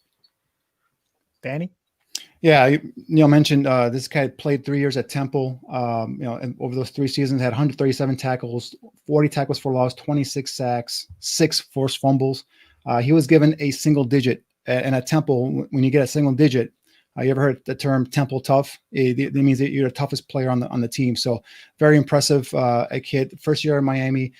Niel hit on the stuff. He's got solid size for an outside linebacker. He closes quickly and violently. He's got that good first step get off. He's got the body control and quickness to be able to cross the offensive face mask of a tackle, get the inside leverage, and beat him to his inside shoulder. Pass rush. I see him with the pass rush repertoire. I see him using the swipe, the rip to be able to get through an offensive lineman, using his hands to be able to get through there. Another kid that pursues hard to the football, locates and runs into it. Definitely impressed with a kid like this. And he's a guy, in terms of some of the things that concern me, Niel did mention, I see some ankle stiffness. And you notice it's him struggling with quick change of direction. So he's not a guy that you're going to probably ask to play in space a lot. He's not a quick twitched edge rusher. He's a guy that's got good quickness, but he's not one of those, quick twitch fiber, guys that just, are athletic freaks. Needs to add some muscle. You see him get turned on run plays. You see him get inverted by bigger blockers. So he's a guy that, could see him having some trouble maintaining his ground as an edge setter in the run game, but definitely a guy who fits in that outside linebacker 3-4 mold. And again, we talked about teams like the Steelers, talked about the Bears. Any team that uses the outside rusher as a 3-4 linebacker, he fits that mold. Just don't ask him to drop back in coverage a lot. Not that he won't do it, not that he won't, make a play or try and make a play. Athletically, I don't think he can keep up with some of the athletes that he's going to face in the NFL. Who of the linebackers, these edge rushers that you've evaluated so far, is the best coverage backer? So that, because if I come to you guys and say, listen, I'm feeling really good about the 2021 season with Khalil and Quinn rushing the passer. These guys are getting it done, but I need to find an edge rusher, who can occasionally get after the quarterback, but primarily I want to rely more on this guy dropping back in coverage and guarding running backs and tight ends. Which of these guys do you like the best? I see you both, the wheels are turning, you're trying to figure out a good answer for me, your boss. Yeah, we want to get fired. We want that Christmas bonus. Yeah, 100%. So, go ahead, Niel. What do you think? To me, like there's two that stick out. One of them we haven't talked about yet. The other one I went at length about. Joe Tryon is the one that I have seen consistently on film actually cover guys downfield. He's covered tight ends, going into the end zone. He's covered the flat. He's actually dropped in coverage. He's delivered a role of a linebacker, covering backs, and reading the quarterback in the defensive backfield. He's the one, like, and especially given his size that we talked about earlier at 6'5", 262, the listed size, but size nonetheless, and having the athletic ability to be able to be a spider in space, as I talked about.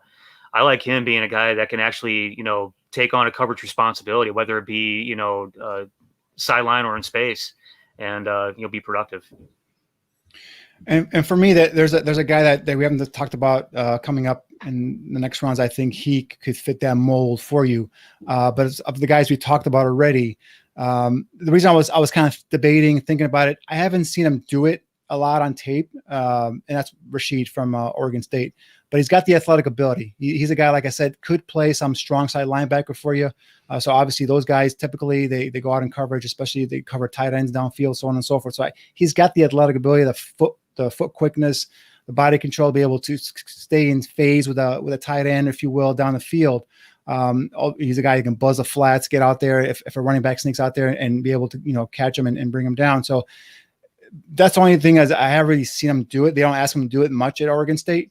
But if the guys we talked about, he's a guy that I think would fit the mold athletically. And the other one that's coming up, I think also would fit it later on in this portion of this program. I think you might be on mute there, Aldo. Let's talk about the next guy on our list, and that is Aziz. And the reason I was late was because I was trying to find the pronunciation key for Aziz. Ojulari. Excuse me? Ojulari. You nailed it, Ojolari. So tell me, well, then I'll stay right with you, Neil. Tell me a little bit about this player and what you like about him. Yeah, the thing about Aziz is, he's a kid that, again, you talk about the size. He's 6'3", 240 listed. He still has some football left in his career, which is, the interesting thing there is he's a redshirt sophomore. He has 2 or 3 years left. If you consider 3, with the whole NCAA thing, but I think he could be a guy that could come out this year. He was injured for most of 2019. Really playing this year, big boy ball for the first time on a consistent basis. I talked about being undersized some. He has a little bit of a linebacker's frame, but the kid and the kid does play some stand up. Plays a lot with his hand in the dirt. For his size, has great strength and power against big bodies. The kid fights through blocks, fights through really holding calls, because that's what they end up doing a lot against him because he's so quick and everything else. But he's a kid that can run the hoop. He also loves to bull rush and shock. And he can dip below the arms and fight through blocks and everything else. He's a smart player. He reads the backfield very well. He shows great dexterity. If you guys want to go back and talk about the audience, watch the Tennessee and Auburn games this year. Those to me were his best games. I'm gonna keep on watching this kid. I think the third round to me is a little bit on the side of a projection based on what he's done so far in limited video. I'm very excited to see what he does the rest of the SEC football season, because I think this kid has a ton of potential, and he's a guy that could easily come out this year and make some waves. Yeah, I agree with Neil's assessment there. He talked about this guy. He's got a plan. I like the way he rushes the passer. I like the way he's flexible. He's a natural bender. I like the way he's got loose shoulders. He can bend the corner, get underneath the pads of the offensive lineman, and then he just bursts to the quarterback. And also another guy that when he arrives with bad intentions. Moves laterally, can flatten down the line. I saw him in a couple plays where he was playing an off linebacker position where he just kind of scraped over the top, went from one side of the line to the other side of the line to fill his run hole, his run fit, and get up in a hole and knock the guy, for a minimal gain. So, you see that type of versatility. I see him as an outside linebacker strictly. They do have him playing with his hand in the ground, but I think he's going to come in at about 6'2", 6'2.5". So I think that's too small to play defensive end. So I think I project him personally as an outside linebacker at the next level, but definitely a guy that has that first step quickness, the bend, the ability, like I said, to get underneath the pad levels of a tackle and create that pressure off the edge.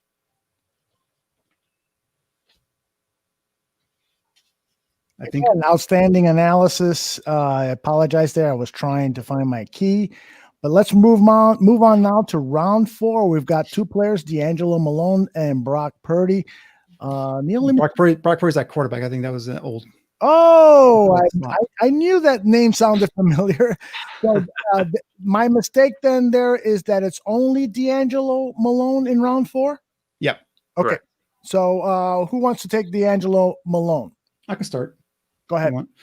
This is the kid that I was referring to in terms of the pass coverage ability. This is a 2-year starter. The guy's had 27 starts in 36 games coming into the 2020 season. He's a guy that last year was voted the Conference USA Defensive Player of the Year. Had 21 tackles for loss, 11 sacks. This is a guy that's a tweener. He's about a 6'2", 6'3", 228 pounds. Dripping wet.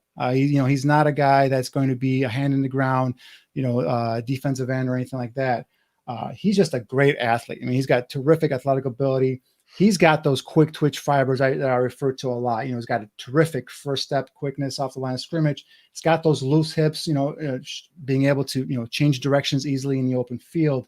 This is the guy that can bend the edge. He's got good closing speed. He's got a short area burst, and he just flies to the ball carrier on backside pursuit as a run defender. He flattens and gets to the quarterback. Again, another one who arrives with bad intentions. Right now, this is a guy that he's just too quick and too twitchy for these college offensive tackles to handle. So I think he's getting away with that aspect of it because he's so athletic. But this guy's a sideline playmaker, man. And I could see him, if a team like, say, I don't know, a 4-3 team wants to put him at a will linebacker and make him just one of those, see ball, get ball linebackers, I can see him doing that as well, and then rushing him off the edge. But he's that kind of an athlete coming off the edge, and a guy that I can see, easily being a decent cover linebacker. But again, highly productive. a guy that's used in multiple ways at Western Kentucky, and a guy actually, it's just if anybody's interested in watching him tomorrow night, Western Kentucky goes up against BYU. So you'll see Zach Wilson, the quarterback for BYU, going up against our boy here, D'Angelo Malone. Yeah, Zach Wilson, still on that bandwagon, hardcore, man. D'Angelo, hey, bandwagon's getting full, by the way. What's that? That bandwagon's getting full. Yeah, hey, everyone on national media all over Zach Wilson, but I digress. Sorry, I got to stop tweeting about him. Apparently, everybody's catching on. Yeah, shove about him. Your big time secret there is it's out. Ruined it by tweeting about him. Go ahead. It's going to be interesting to see him go up against Zach. I can't wait to see what he does tomorrow night. It's probably, I mean, you could argue it's his first real test of the year. I know they played Louisville early on, and that was an interesting game and all that, but that is what that is. D'Angelo Malone, I really want to see this kid on the hoof. I want to get accurate measurements on him. That kid doesn't look big, just watching him on film. I personally think he's a little bit more of a 4.3 will, but I can easily see him, if those measurables are anywhere close to accurate, fitting into what the Bears do. Because if those measurements are 6'4", 230, like a legit 6'4", 230, that this kid's explosion and twitch and reactionary athleticism and quickness are borderline elite level. He shows such incredible burst, athleticism, beating offensive linemen with quickness the way that he does. And granted, they're lower level guys, but the fact of the matter is that you can only do so much with what you have in front of you, and he dominates. I don't necessarily think he has a depth of pass rush moves. I think as it stands, he would probably struggle consistently in the trenches against real NFL big boys. But this kid, I think he has a lot of upside, and is one to really watch closely the rest of the season, starting with tomorrow night. He's a guy that I could see going anywhere from the mid rounds to the lower rounds, or maybe even elevate himself even higher. I think he's all over the board right now as far as projections go. It's really hard to really pinpoint this kid right now, just based on the undetermined size and where he plays and who he plays against and everything else. But the kid's exciting to watch nonetheless. I think it's really interesting. Yeah, this kid right now is not a tailor-made pass rusher. He's a guy that's just winning because of his athletic ability, his speed, his quickness, his flexibility. So I think he's overmatching these linemen, and he's productive, and he's making plays. So that's why I can see some teams saying, hey, you know what, this guy's going to be a will linebacker, and he's going to be a guy that's going to just go ahead and go after the ball with that sideline playmaking ability. Yeah, or you get the kid in your locker room and he ends up being a specialist. He's a kid you put in on third down to wreak havoc in the backfield that way. Mm-hmm. He can either be a full-time will, he can be a specialist. He could do a lot of different things right now. His projections all over the board right now too. Right. Well, and we are getting to that point in the draft where it becomes very, very difficult to make accurate evaluations on the draft. And one thing that in my book, Ryan Pace does deserve credit is that he is hit on these 4th and 5th and 6th rounders, probably as often and maybe more often than some of the NFL general managers out there. All right. Now in the 5th round, you chose not to put anyone in that slot because you felt like they weren't deserving of a 5th round pick. So you've got 2 guys in round 6, starting with Ronnie Perkins. Danny, take it away. Well, Ronnie Perkins, off of just his play and his ability, what I see on tape, he deserves to go higher than this. But the reason there's some off-field issues with him. And I think he was suspended for this early part of the season. I think he's eligible to come back this week. But this is a guy we're talking about, a 3-year starter. He was a freshman All-American in 2018. Solid athlete, quick feet, short area burst to close in a hurry. Outstanding first step get off at the line of scrimmage. This guy is typically always the first guy off at the snap of the ball. He fires out of his stance, gets upfield into the gap, and disrupts the backfield. As a pass rusher, I see this guy winning with his quick get off. He uses his hands well. I see him use a swim move, a grip and pull. He's got terrific straight line speed, and again that burst to be able just to close in once he has the ball carrier or the quarterback in his sights. Another one that I like his pass rush awareness. He's cognizant of the quarterback's presence in the pocket. This is a guy they'll keep rushing until the whistle blows. So on the field, I don't have a lot of questions about this kid. Run defense, he locates quickly, does a nice job of stacking and shedding and slipping blockers. a couple of the questions I have is he's a little undersized in terms of an edge rusher. I do see some lower body stiffness, some struggles in changing direction. But in terms of effort, in terms of ability to be productive, get after the quarterback, be a presence on first, second down, whatnot. 3-year starter, so he's got the experience. It's just the off the field stuff that the scouts and the teams are going to have to dig into. See, is it just a one-time thing? Is it something that's been lingering on for his career at Oklahoma? It just now came to the forefront.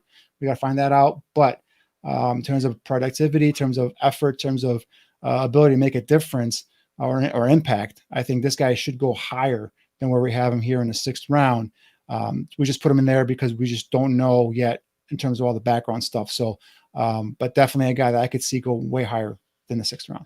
Neil. Yeah, with a kid this productive at a school like that, yeah, 100%. He should be on par with some of these other guys that we talked about. The kid is probably not as athletically gifted as some of these other guys we talked about, but in some of the ways that I love Joseph Osai is the reasons why I love Ronnie Perkins, in that he's strong as hell. He can get pushed into the backfield, bench press guys, and he's really good with his hands. And you touched on, he reads the backfield very well. He fights through double teams. His lower body stiffs concern me.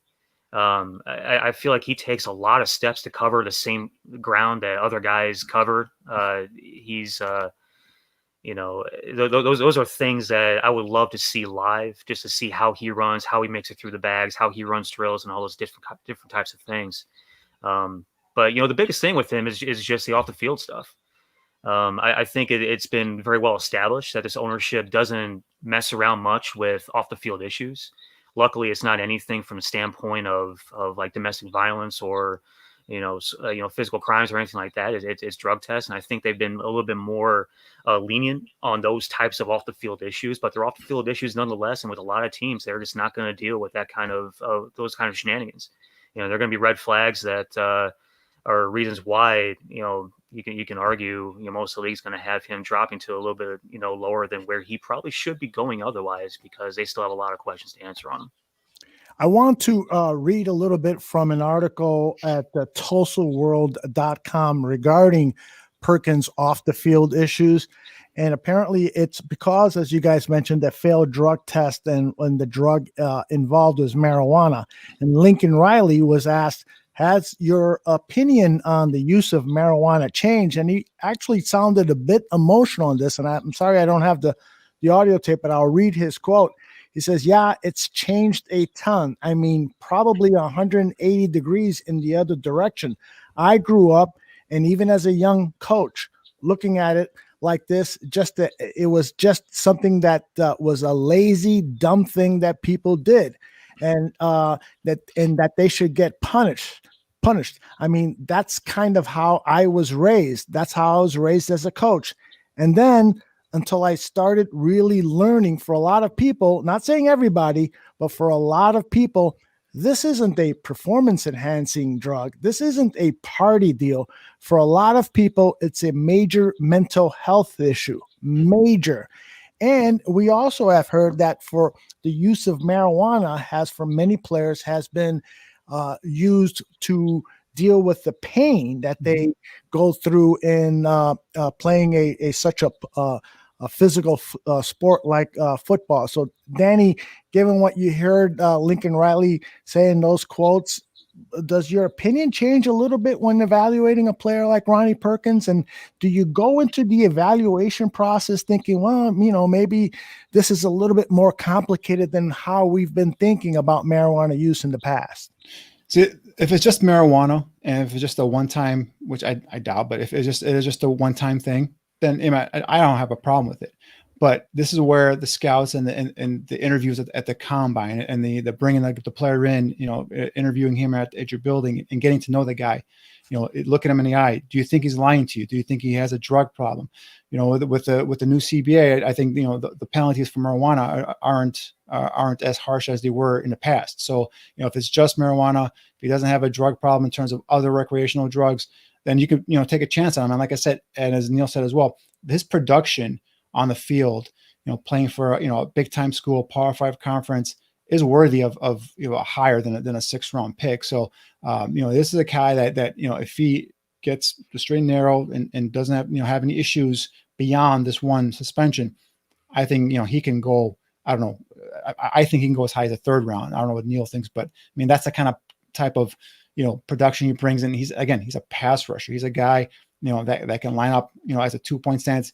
He's not the biggest guy.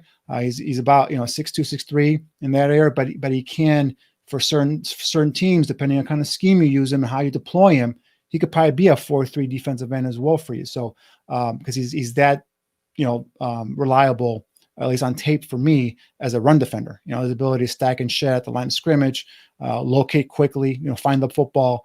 That's one of the big things with these defensive players is how fast do they find the football at the college level? How fast can he stack and shed? Can he slip blocks? Can he slip past the lineman that's trying to reach block and get back in the backfield and drop the running back for a loss or get the quarterback for a sack?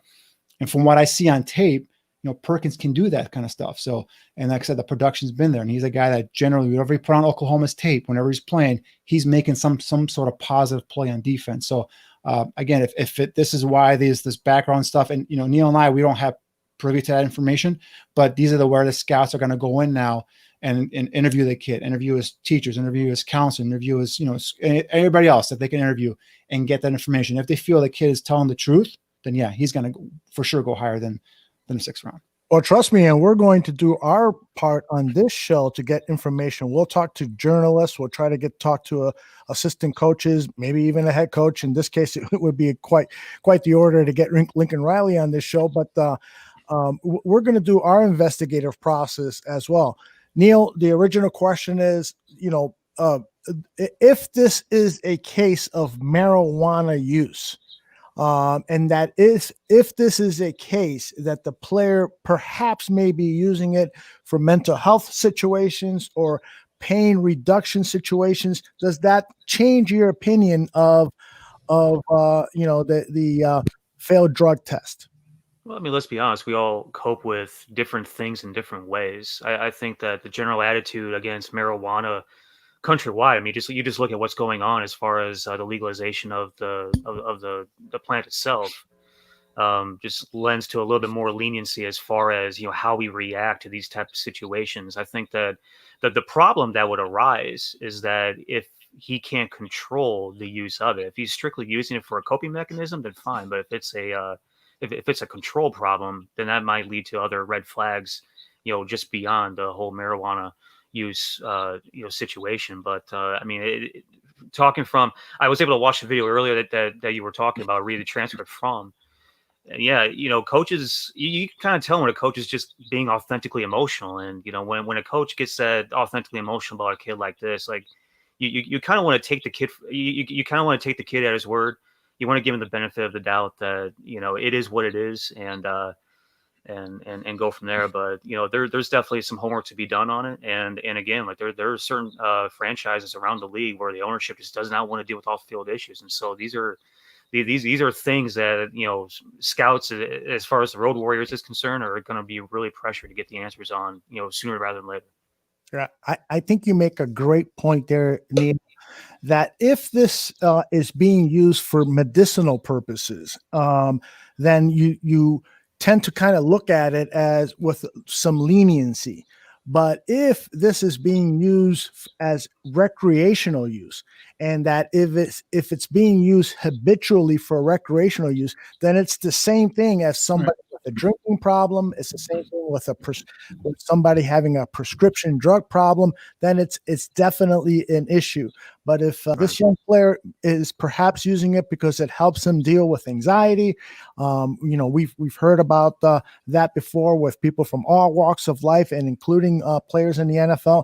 Then there is, in my mind, anyways, some leniency. But yeah, you gotta approach this carefully, because there is a business investment. As the general manager, I'm investing hundreds of thousands, maybe millions of dollars on this player, so I need to be very, very cautious about how I'm investing those dollars. 100%. Yeah, but in terms of on the field, I will go to vouch for this kid in terms of watching his tape. Yeah. I mean, he's not lazy on the field, that's for sure. I mean, this kid is all out, balls out. Like I said, he rushes to the whistle. He won't stop, rushing. Even if he's blocked, he'll keep going until that whistle blows and the play is called dead. So On the field, this kid is not lazy. So we'll just have to do some research and find out and see what's going on with him off the field. Well, yeah, and if this guy is as good as advertised and he falls to round 6, oh my goodness, it could be a huge steal for somebody, maybe the Chicago Bears. All right, we go back to the Ritz round 6 selections, and you guys have identified Chris Rumph as a possible good round 6 selection. I'll start with you, Neil. What are your thoughts on Chris? Yeah, Chris, I think the first thing that stands out to me about Chris is when you turn on the tape, you see the C on his chest. Yeah, I'm not sure how often you see, defensive linemen, edge rushers, bringing captaincy to the table, but this kid's a team captain at a place like Duke, which tells you that he has excellent character and that he's a smart kid. And those are big selling points. He's a redshirt junior this year, which means he does have that extra year of eligibility. He can go ahead and return back to school if he needs to. I would personally suggest that he would, just because I would love to see this kid even mature more and grow more and develop more as a football player than what he's already showing right now. But what he does bring is a lot of length. For his size, he's listed as 6'40", 235. He does have a slight build, okay, but he brings a lot of length and a frame that you can put some weight on. He's got some really neat athleticism. He's got some twitch. I do not believe that this kid is a dominating force, right? But he does have his moments. He's a flash player. He looks to me to be, as of right now, a role player. If he were to come out tomorrow, he'd be a role player, and then having to sort of progress upward from there and be a special teams guy at the next level. And he does need to improve his pass rush technique, put on mass, improve his strength and power. He way too often to me gets swallowed up, and I'll go back to talking about one of these other guys when they played Notre Dame. Like, he was not very effective against a team like Notre Dame that has some big boys up front that are going to end up playing at the next level and probably at a high level. But I think this kid has some upside. I think a late round pick right now for him is appropriate. I probably see him a little bit more as a 7 than a 6. But when you get to this point, I think those rounds are more or less interchangeable. He's got some traits. I would like to see him grow and progress and develop even more than where he's at. Danny, your thoughts on Chris Rumph? Yeah, Rumph is a kid that I was really torn about. You put on the tape, the first thing you see is he has athletic ability. He's about, like Neil mentioned, is his length. He's got the good length, about 6'3", 235 pounds. He's an athletic edge defender. This is what I call a move linebacker, a space defender. A guy who's an easy mover, definitely could stand him up in off the line of scrimmage as an off the ball linebacker. You see them doing some of that at the Duke. He's off the ball, playing a little bit in the middle, more of the middle linebacker, not a true middle linebacker in the sense of the term, but off the ball in the middle behind the defensive line. He's a guy that uses his athletic ability, those long strides, the quick feet, loose hips to be able to get to the ball carrier on the edge and make a play. There's times you see him, put his hand in the ground and be an edge rusher as a standard 4-3 defensive end. You see him standing up as an outside linebacker in a 2-point stance and rushing. However, I have some questions about this kid. Now Neil mentioned he's a team captain, which is true. But this is a guy that in 25 games at Duke only has 1 start. So he's being used as a reserve in a reserve role at Duke. That tends me to question, like, how is he going to project at the next level? If he can't be a regular down in, down out starter at Duke, how is he going to be someone at the NFL level that we're going to count on to be a weekend starter? So there's a lot of questions with him. Athletically, he's got the traits that a lot of these NFL teams look for. But his game, for me at least, there's a lot left to be desired. So there's a lot of questions I have about his game. Right. All right. Well, then let's move on to round 7. You guys have identified as one player as worthy of the 7th round pick, and that is Malcolm Kuntz. I'll stay with you, Danny. Your thoughts on this player? Yeah, Kuntz is a kid that last year I was made aware of as I was, after the draft when the Bears signed Ladarius Mack. I was trying to text and find out some information about Mack, and the couple of things I heard was keep an eye for Kuntz for next year. And so you put on his tape, he's a 6'2", 6'3", outside linebacker, pass rusher. The guy, they got him, playing multiple positions in terms of putting his hand on the ground, standing up, rushing from a 2-point stance. Another guy is as athletic, high effort. But again, now we're projecting from a lower level school to to the NFL. So this is a guy that trait wise, you like what you see. Effort. You'll see. He'll another guy that will not give up on a play. He'll continue to bring his rush and chase down the ball carrier, whether it's the quarterback or the running back. So you like that effort. You like seeing that effort on tape. As a guy who's been productive, a guy who does a good job of providing that outside pressure for Buffalo. So definitely a guy to keep an eye on. We both have heard good things about him from various NFL people. So we know the NFL is looking at him. We know the NFL likes him to some degree. So we threw him in here as a 7th round pick, and he's a guy that definitely, if he goes to the combine and he tests out of this world, I could definitely see him moving up a couple of spots, because you can always use a guy like this, a guy who can provide pressure and bring athletic ability off the edge as well. Yeah, Malcolm, I think this kid's really intriguing. He showed up he's a local kid, number one, from Peekskill, New York, upstate New York. He showed up to Buffalo from Milford Academy. A lot of times these prep schools like to kind of call him the Wonderful Wizard of Oz. You show up and all of a sudden you get grades in football ability. But he's a kid though that I really like his build. He's got length all over. I feel like his arms are 4 feet long. He plays. He's another one of these guys that's multiple. He plays in a 2-point stance. Plays with his hand down. And he's another one of these kids where you start a lot of sentences with when he wants to. When he wants to have a first step, he can just dominate whoever's across from him. When he wants to have a motor, he can run up and down the field, may play sideline to sideline. I think he bends the edge really well when he wants to. I think his pass rush technique is wildly inconsistent and underdeveloped. Long way to go, but he possesses some of the tools that really make him intriguing, like I said, as a down the road player. And, the MAC has 6 games coming up, and I think those are 100% critical to his eval. And, based on his production, his play history, he's sort of established himself at this point as at least a late round look. But, he's going to be another one of these guys that he starts late in the season. He's going to be really fun to watch, and, he's got him to be dialed into.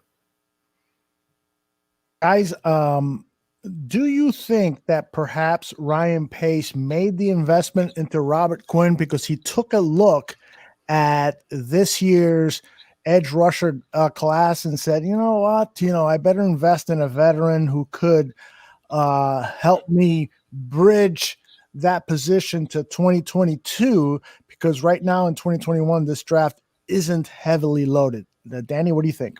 Yeah, I think that could very well be the case. I think, he did project out and say, all right, I don't see a guy, I keep saying this, that there's no alpha dog in this group. There's no, guy that I want to go get, and that's going to be a predominant, nice compliment, consistent compliment to Khalil Mack on the other side.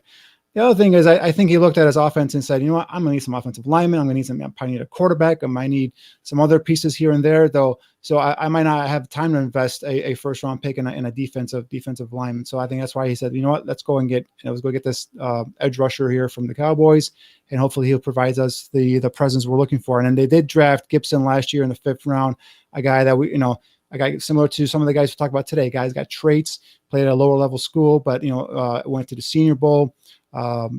Made some plays there, stood out. He's got those long arms. He's athletic. He's a guy that plays physical at the point of contact. So some of the things that we point about these guys here, you can see that in Gibson's tape from last year as well. So it's a good point regarding Travis Gibson. Neil, your thoughts? Yeah, I think that's completely plausible.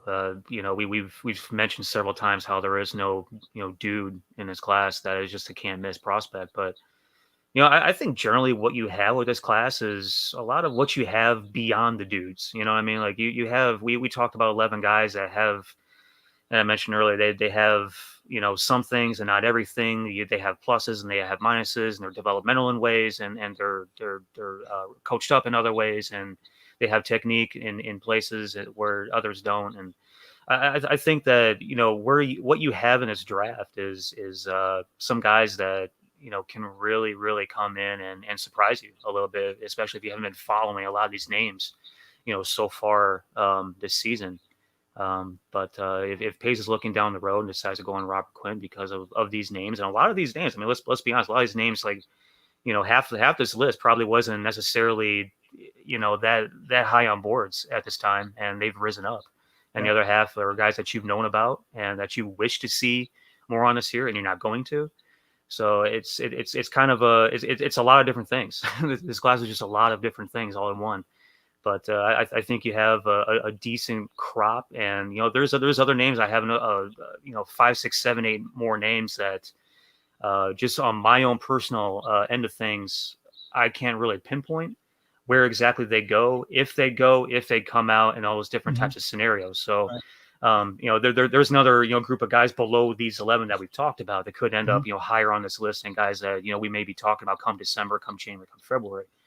But I think Pace, by signing Robert Quinn, at least he has himself an insurance policy, kind of like the way that he signed Nick Foles, and we'll see what happens down the road here.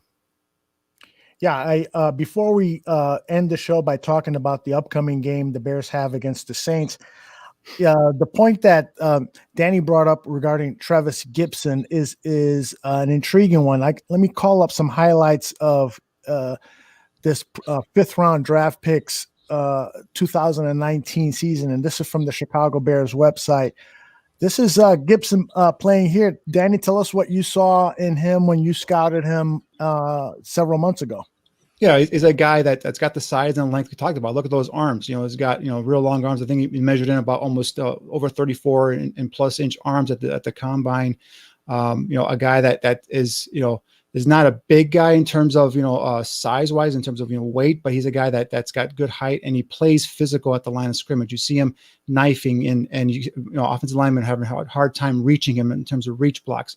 So he's got size, he's got the quickness to be able to penetrate the gap, get into the backfield, and make a nice defensive play there as well. So like I said, that Senior Bowl week, he really showed out, especially in those one-on-ones. He was taking some linemen from the from bigger conferences, and he was just bull rushing them back into the backfield. So he definitely opened some eyes there as well.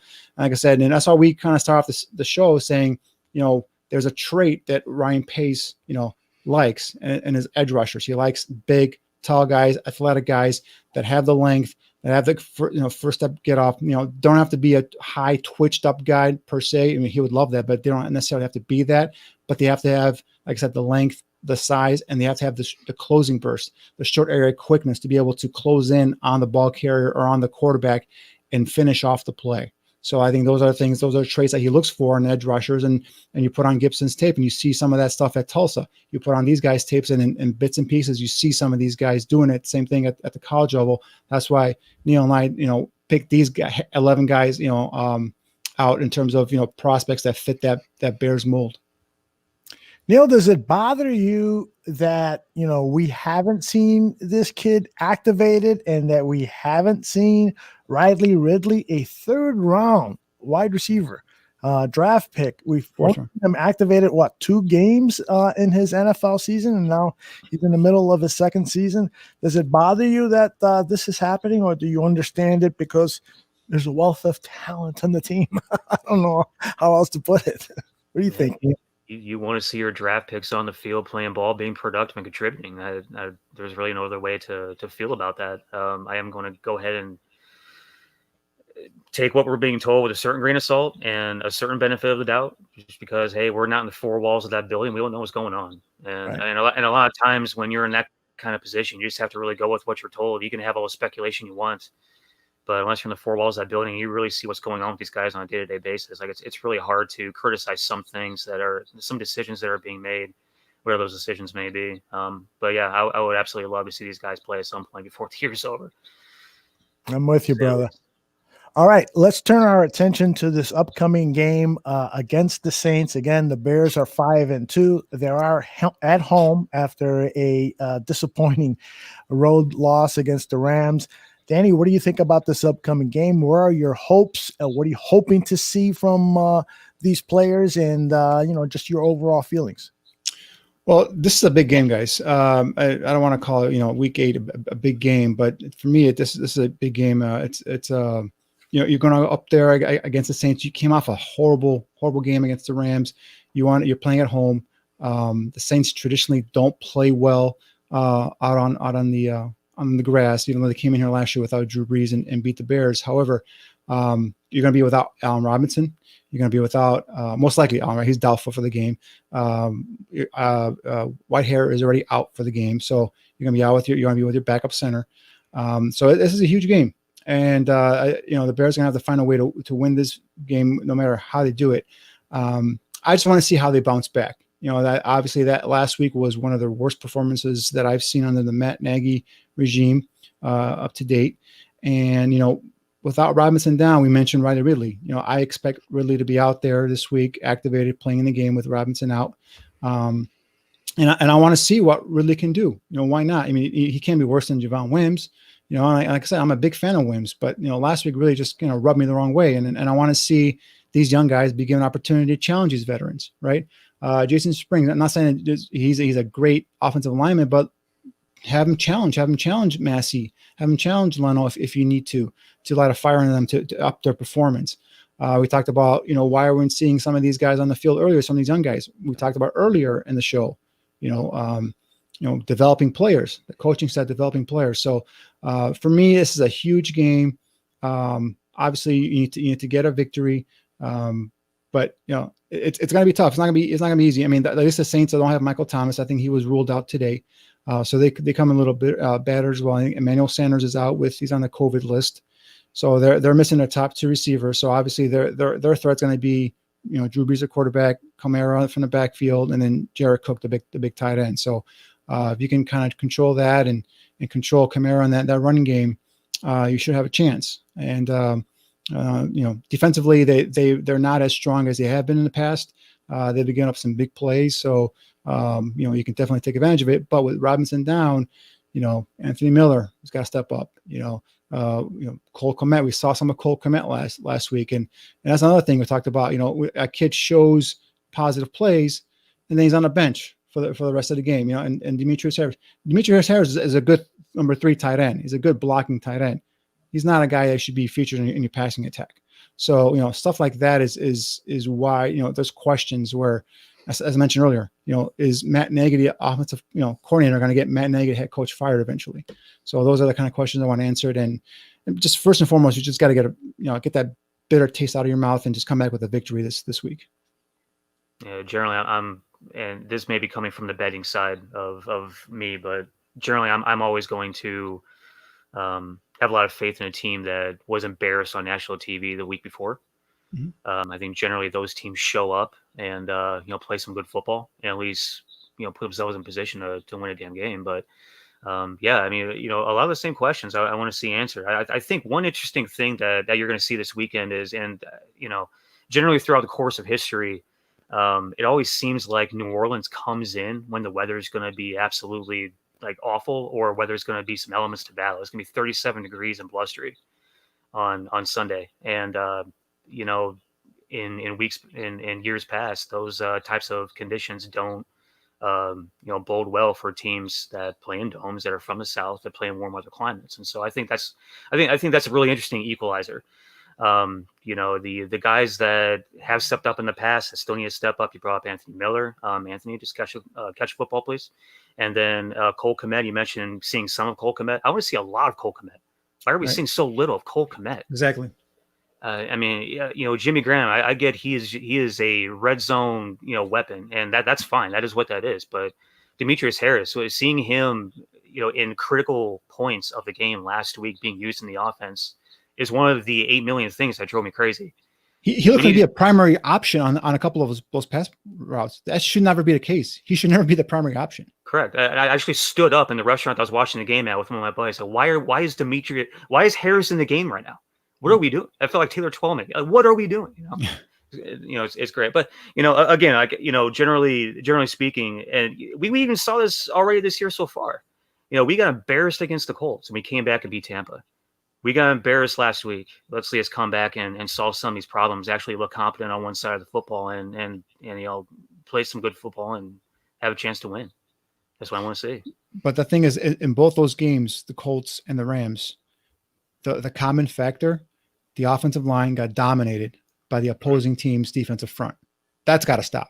Whether it's bringing different players, whether it's coaching, I don't know what you got to do, but that's got to stop. Now it's going to be hard this year. We talked about, Whitehair being out, Rashard Carter. I really wish they give Alex Barr the chance. It can't be any worse.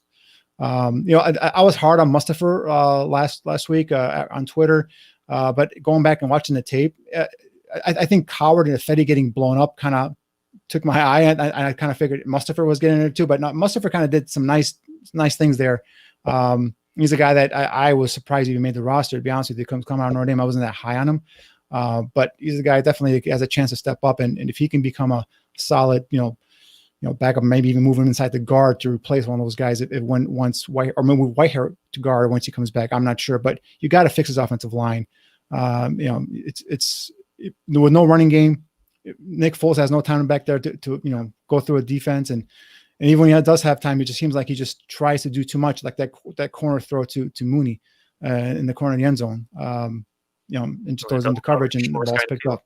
Yeah, that's a throw that I would expect a second year, first year rookie quarterback to make, not a guy that's been a Super Bowl MVP to make. Right, 100%. Here's my biggest concern is, and you guys have talked about it with excellent analysis. It's the offensive line, of course, and so you cannot play a game with a backup left guard and a backup center and expect that they are going to play better than your starters. And so the only way that you are going to get a better performance out of the offensive line is if you scheme a way to help those offensive linemen. If you max protect on passes that are going to necessitate, the quarterback holding the ball longer than 2 seconds, that you get the ball out quicker. And so I've got to be things from a schematic standpoint that Matt Nagy should do for this upcoming game to help the offensive line perform at an adequate level. That's important. Secondly, Nick Foles has to come through and make some really big plays. That play to Darnell Mooney on Monday night when Darnell made the double move and Nick Foles was unable to get the ball to him because there was a pass rusher in his face.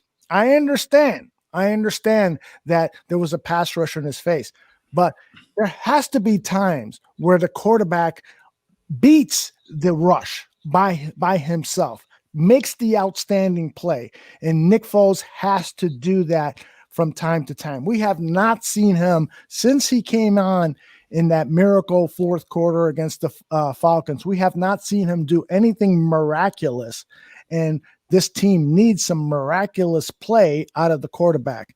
Then we also need to see David Montgomery make better decisions. David Montgomery himself in the press conference this week when he met the media said that he has too often bounced things outside when there were holes inside. Now, I perhaps he's trying to hide his offensive line's deficiencies. Perhaps he's, trying to stick up for them. But if that is really the case, then he just has to make better decisions. And we know that everybody on this team has to make better decisions, from the head coach to the offensive line to the wide receivers, the quarterback, and so forth and so on. They have to behave on the football field in a manner that they should be, 7-8 weeks into the season. We have not seen them play anywhere near an elite level, anywhere near what a 5-2 team should be. They're very fortunate to have this record. And so hopefully against the New Orleans Saints that doesn't have Michael Thomas, that doesn't have other key weapons, that, it's finally going to come through. This is as you guys said, this is a key game for the Chicago Bears. They have got to come out and finally win a game, and for us to say, all right, now we feel a little bit better about this team. We feel like they truly are a playoff caliber team. We feel like they are a team that can maybe go deep into the playoffs. But right now, we just have not seen that, and it starts with the coaching decisions, and it starts with a player performance on the football field that's just less than acceptable. And you had a great point. And I don't think Matt Nagy is going to alter his schemes, because Matt Nagy is coming here with the Kansas City, game, scheme in his mind. He's saying, damn it, I'm going to run this offense. Maybe Trubisky hasn't allowed me to allow my whole playbook to be out there, but you know what? This guy knows my offense. I'm going to run it. And that's the thing that where I said earlier, Matt Nagy, the play caller, might get Matt Nagy, the coach, fired eventually, because He's got to adjust. He's got to know that this is not the offensive line that the Chiefs had. This is not the offensive skill players, the speed that Chiefs had at a receiver. This is not the quarterback the Chiefs had, at quarterback playing that position for you. So you got to be able to play to your strengths. Look at what Sean McVay did last week. McVay knew that the Bears had Jared Goff's number in terms of their defense. They always were able to get to him and rattle him. So he started, throwing off the Bears defense by doing those jet sweeps and getting them beat on the outside. Next thing you know, that now he's running those jet sweeps, and he had a couple, successful plays on those, the big gainers. And next thing you know, now the Bears defense are cognizant of that, and now they're kind of slowing down their pass rush. And now that allows Goff to go back there, play action, and do what he does best: draw on those linebackers because of those jet sweeps, because of that motion. Draw linebackers up, and next thing you know, he's dumping the ball behind those linebackers, getting those big gains. That's how you scheme to your talent. That's how you help your players get better. And I think Matt Nagy's just gotten to the point where he's just saying, damn it, I'm going to run my offense, and this is how I want to run it. And I think that's not good. He's got to adjust. And so far, I have not seen him adjust to his talent, or what he, do what they put them in a position to succeed for what they can do. Right. So we'll see what happens. Yeah, I mean, we had that 2018 kind of magical go in Nagy's first season, but since Carmen DeFalco had a phenomenal tweet earlier in the week. Since the start of 2019, we're talking about 23 games. Net yards per attempt, we rank 30th. Yards per play, 31st. Mm-hmm. Passer rating, 28th. Rushing yards per attempt, 30th. First downs, 28th. Third down percentage, 29th. Yards margin, 22nd. Touchdowns, 28th, and points, 29th. This is from 2 years worth of offense and a play calling scheme that was supposed to be revolutionary for the Chicago Bears and everything we've seen in our lifetime. So, right. I don't want to bring up that, sort of canned definition of insanity, but hey, man, we got to make some adjustments. Right. Nagy was brought in here as an offensive guru, offensive genius. I think he's not that. I think he's proven he's not that. But I think he's a good coach. Like we talked about earlier at the beginning of the show, I think that the players respond to him, they play well for him. And I think that's what he is. Now, I wish he would just, either give in and adjust the scheme to what your players do best, or give the play calling duties to somebody else. Not that they're going to have these new revolutionary plays, but they're going to be a different set of eyes, a different set of, play calling ability. He can still override whatever play is coming in, but just let someone else, be the play caller. So a lot of times that's worked. It was interesting in the offseason, they tried to get Pat Shurmur to come in here and be the offensive coordinator. And, Pat Shurmur is not going to be a guy that's going to come in here and just be a quarterback coach or whatnot, sit back there and not do anything. So I wonder if Nagy was contemplating actually giving the play calling responsibilities to a Pat Shurmur. And of course, Shurmur picked the Broncos and he's with Denver. But I was just curious, going back in the offseason, kind of thinking about it, was this in the back of his head? Was he more interested in being maybe more of a head coach of the whole thing and not just the offensive coordinator? We won't know. Who knows? But just something I thought about, this past week when all the talk about him giving up play calling responsibilities are. Shurmur did accept that tight ends coach job with the Vikings. So I don't know. He would. Shurmur doesn't strike me. I mean, it would be a huge step down, obviously, if he went from head coach to an offensive coordinator role where he has no say. Right. Yeah, I don't think that happened to him before. Wasn't he a head coach before, and then he accepted the tight ends coach? Right, but he was with the Browns for 1 year. They fired him. Then he went to Minnesota, tight ends coach, and then became the offensive coordinator. And that's where from there he went to become the Giants head coach. Okay. Neil, you were going to say? No, I was just going to say it almost seems like Nagy has indirectly hinted at that a couple times this year about giving a play calling, and then the minute that he is directly questioned about it, book closes.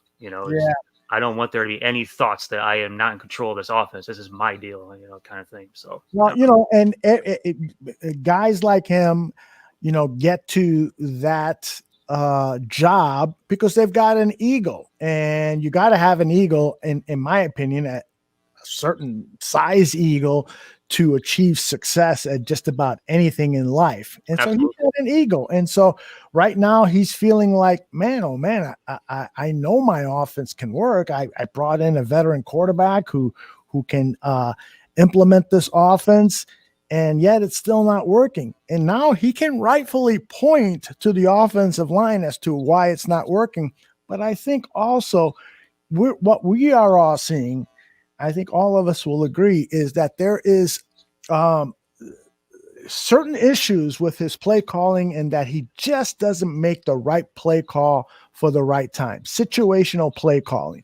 Danny, I think, said it earlier in the show, giving it to Cordero Patterson on a third down and short play, and you have your wide receiver blocking a linebacker. That's just not good design. That's just not a good play call. And on it goes. We've got multiple examples of play calls where it just seems like it's comes out of a hat. Let me call a play out of a hat here. That just doesn't seem to be some thinking as to setting up the opponent for certain plays and so forth. He's a very creative coach. We saw it in his first season. He comes out with the triple T formation. He's got 3 tight ends over here. He's throwing it a tight end in the end zone and so forth. Very, very creative. But is he really a strategic play caller where he's just masterminding calls to set up teams? Hey, first quarter touchdowns, when he has those 15 plays scripted, what have we seen? We've seen 3 points the entire season in first quarter play. That's an indictment of the offensive coordinator, who really is, in this case, Matt Nagy, not Bill Lazor. Right. And then one thing is, we all know, and I think he knows, his offensive line is the weak point. And you can't do anything. You can't run a successful offense with a weak offensive line. But what you can do, or try and do, is scheme around it. Right. Whether it's, quick hitters or certain runs that, bring in extra protection. If you want to run, a deep route where your receivers are running down the field and your quarterback's taking 5-7 step drops, bring in an extra blocker and have them, max protect. You got to do that. You can't be, spread open, with 5 blockers and maybe a running back to chip, and have these guys running out down the field and expect this guy to sit back there, 5, 6, 7 seconds and find somebody when your offensive line is your weakest spot on your offense. So you got to scheme around that. You got to find ways to win despite the poor play from the offensive line. Yeah. Steven in the chat room is talking about, Matt Nagy potentially leaving this season, so forth. I don't think any head coach is really going to leave their job. These jobs are hard to get. He is going to fight to the death to try to prove that he's right. But I think that Stephen makes a really good point here. Right. That if things don't go well for the Chicago Bears this season, then what it does is prove that Ryan Pace, his whole design of building a team with the players that he's selected, with the players that he selected in the draft, and the players that he's signed in free agency, has just not worked. And both of the decisions that he's made for head coaches, John Fox and Matt Nagy, have not worked. And so then you have to start over. Right. That's the thing. It's you blow this whole thing up again and start from square one. It's a great point that Steven just makes. Is like, I don't think you're going to let Ryan Pace hire his third head coach. So if Matt Nagy fails and he's gone, then I think Ryan Pace is gone. And now you're back to square one. You're bringing a whole new GM, whole new coaching staff. And there you go again. And that's not easy to do. That's what I'm saying. Like, I think Matt Nagy as a head coach is good. Or let's give him okay, right? We're not going to go to good. We're going to okay. But I think he needs to, give that offensive play calling to someone else, whether it's Lazor or he brings in someone else in the offseason to fix that offense, and just have him concentrate on being just a head coach. Because I think if he doesn't, I think he's trending the wrong way. Now, again, we're talking about this, and it's funny because the Bears, he won the division the first year. They finished 8-8 last year. Yeah, it was disappointing, but they finished 8-8, and he's 5-2. He has not had a losing season yet, and we're talking about getting rid of Matt Nagy. So that's the thing kind of upset me after Monday night's game. Was like, all right, guys, we know the offensive line sucks. You cannot have a successful offense without a good offensive line. You just can't have it. It's impossible to do. So that's the thing, is like, he's got to now come back and say, all right, how do I win games around this, makeshift offensive line? And that's going to be able to prove to everybody else that, this guy can, overcome some of the deficiencies on his team and still be out, come out as a winner.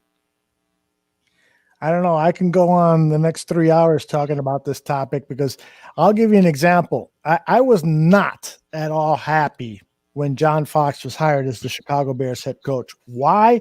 Because I thought that John Fox had certain qualities that made him a good defensive coordinator, a good defensive-minded coach. But I never, even when he took the Carolina Panthers to the Super Bowl, I never thought that he was a quality head coach. And I think that some coaches and baseball managers and NBA coaches and NHL coaches, that they achieve a certain level of success because of the talent that they've inherited and not because of their strategic mind. And, David Schuster, who works here at the Bears Barroom, longtime broadcaster for Chicago sports, he says, it doesn't matter who the coach is. It doesn't matter, who's managing, who's the head coach of the basketball team and blah, blah, blah. It's the players. And I agree with him to a large degree. But coaches, managers, they can win you games and they can lose you games because they make the decisions. They make the batting lineup. They put the starters out there. They make they throw the challenge flag. These guys make decisions that are important. They design. They strategize. So it's not, especially in football. If a football team does not believe in its head coach and what he's telling, or he's preaching them, or he's trying to lead them to, look at the Jets. The Jets have some talent. I mean, they're not, great talent, but they have some talent, but they don't believe in their coach. That's right. And they're playing like a team doesn't believe in their coach. So that's the thing, is like, I don't see that with the Bears yet. And would you guys fire Matt Nagy? Because I wouldn't fire Matt Nagy. Now if they go 5-11, now we're a different story, right? They go start off 5-1 and you go 5-11. That's a different story. But right now, assuming that they finish with a winning record, you guys would fire Matt Nagy. Who'd you bring in? Who'd you bring in right now? Neil, answer the question. Would you fire Matt Nagy? No, unless that circumstance where they tank the rest of the year. Yeah, I think that's a different conversation needs to be had. But we've got to figure some things out. But I don't think we're at a point to where we can or coach after 3 years. Right. I don't think we're that bad. Or else you're gonna be Cleveland. Every 2-3 years, you're changing coaches and GMs. That's just the definition of dysfunction. You're just like canning coaches after coaches after coach after coach. If you don't win a Super Bowl, he hasn't had a losing season yet.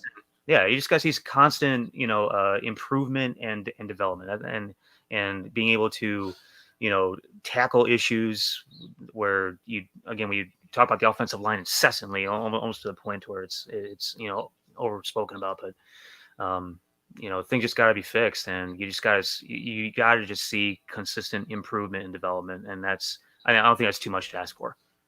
Absolutely. I will tell you this. I started that win over the Tampa Bay Bucks. I started the Bear football game, which is our after game show. I started with a rant about Matt Nagy and complaining about the win.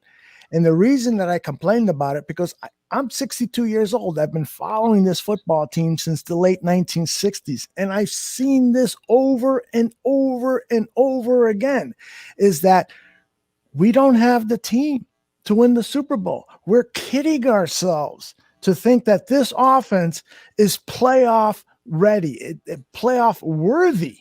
And so that's why I bitch and I moan about it. Now I'm a fan and I love it. And I love the fact that we're 5-2, and I hold hope that we are going to succeed and surprise. But right now I have seen this movie over and over again in Chicago. It's just not going to turn out well because, first of all, the player personnel decisions by Ryan Pace have not been there for us to have a succeeding team, particularly on offense. And the head coach is just making poor decisions with scheme and strategy. And we're just not going to see what we are hoping for, which is a winning football team in Chicago. I hope I'm wrong. So you would fire Mike Nagy? I would fire Ryan Pace and hire me, and then hire you guys. There you go. Now we're talking. There you go. That is an awesome outcome. Let's make that. And Steven has the perfect words for today. Although we can only hope. And that's all we have. I love the movie Shawshank Redemption, where he says hope is a good thing. And so, and also Stephen Nagishi, and I apologize, Stephen, if I'm mispronouncing your name, but Stephen, looking for his quote earlier. There it is right there. I hope you guys do an entire show. The next show is devoted to the offensive line. And that is indeed what we're going to do, because I, as the general manager of this team, I am from the Jim Fink's School of General Managing. Jim Finks was the guy that built that 85 Chicago Bears team, and he built it because he said, you win at the line of scrimmage. And so he made it his mission to draft offensive and defensive linemen who could control the line of scrimmage. And that's how I would build a team. So I am asking you guys to come prepared to talk about offensive line the next 2 shows, because I don't think we can really do justice in one show and talk about all of the offensive linemen available. How about if we tackle the offensive tackles in the next show, and then the subsequent show, we go for the middle of the offensive line? What do you guys think? Beautiful. I got my notepad ready. I'm ready to go. All right. And that's not typically a sexy topic among listeners, but Steven is right. And I think a lot of Chicago Bears fans know it. This team is really suffering at the offensive line position, and it begins with the offensive tackle positions. We have seen Ryan Pace make some investments in the middle of the offensive line. 2 second-round draft picks in James Daniels and Cody Whitehair. Jermaine Ifedi, he started off the season, those first 2 games, he looked like the first-round draft pick that the Seattle Seahawks drafted. And so hopefully we don't have to rebuild the middle of the offensive line. But what we do have to do is replace Charles Leno and replace Bobby Massey, and we need to do it in 2021. And so that is what I'm asking you guys to do. Focus on the offensive tackles for our next show, and let's have a robust discussion about these players. And if you can find me a 2nd or 3rd round gem so that I can invest in a quarterback in the 1st round, I will kiss your feet. Well, the one thing about offensive linemen, you can find them anywhere in the draft. I mean, they're especially interior guys. You see how many 4th, 5th, 6th round offensive guards, centers. Heck, I've seen undrafted free agents come in and become all pros as well. So that's the thing. It's just finding them, putting them in the right scheme and the right system to fit them. I've taken my notes. I know what you want. I'm come back next week. We'll both come back next week with some offensive linemen for you guys. All right. Neil, any final thoughts? Line's 5.5. Where you guys put your money? I think Neil's a better. 5.5? 5.5. Wow. It started off at 2. It started off at 4, didn't it? Was it? I got to look it up. I forgot to look at the opening lines, but it doesn't matter. But clearly, if it's 5.5, then the money is on the Saints and not the Chicago Bears. Damn. That's where you guys are putting your money. I might. Is that because no Allen Robinson, no Cody Whitehair? Yeah, those are probably 2 good reasons why. The injury situation with the Bears is not good, but nonetheless, I might call Rocco up and it's a bet. Hey, I want to, before we end the show, I want to commend you guys for all the work that you're putting in. I know this is a passion project for you guys.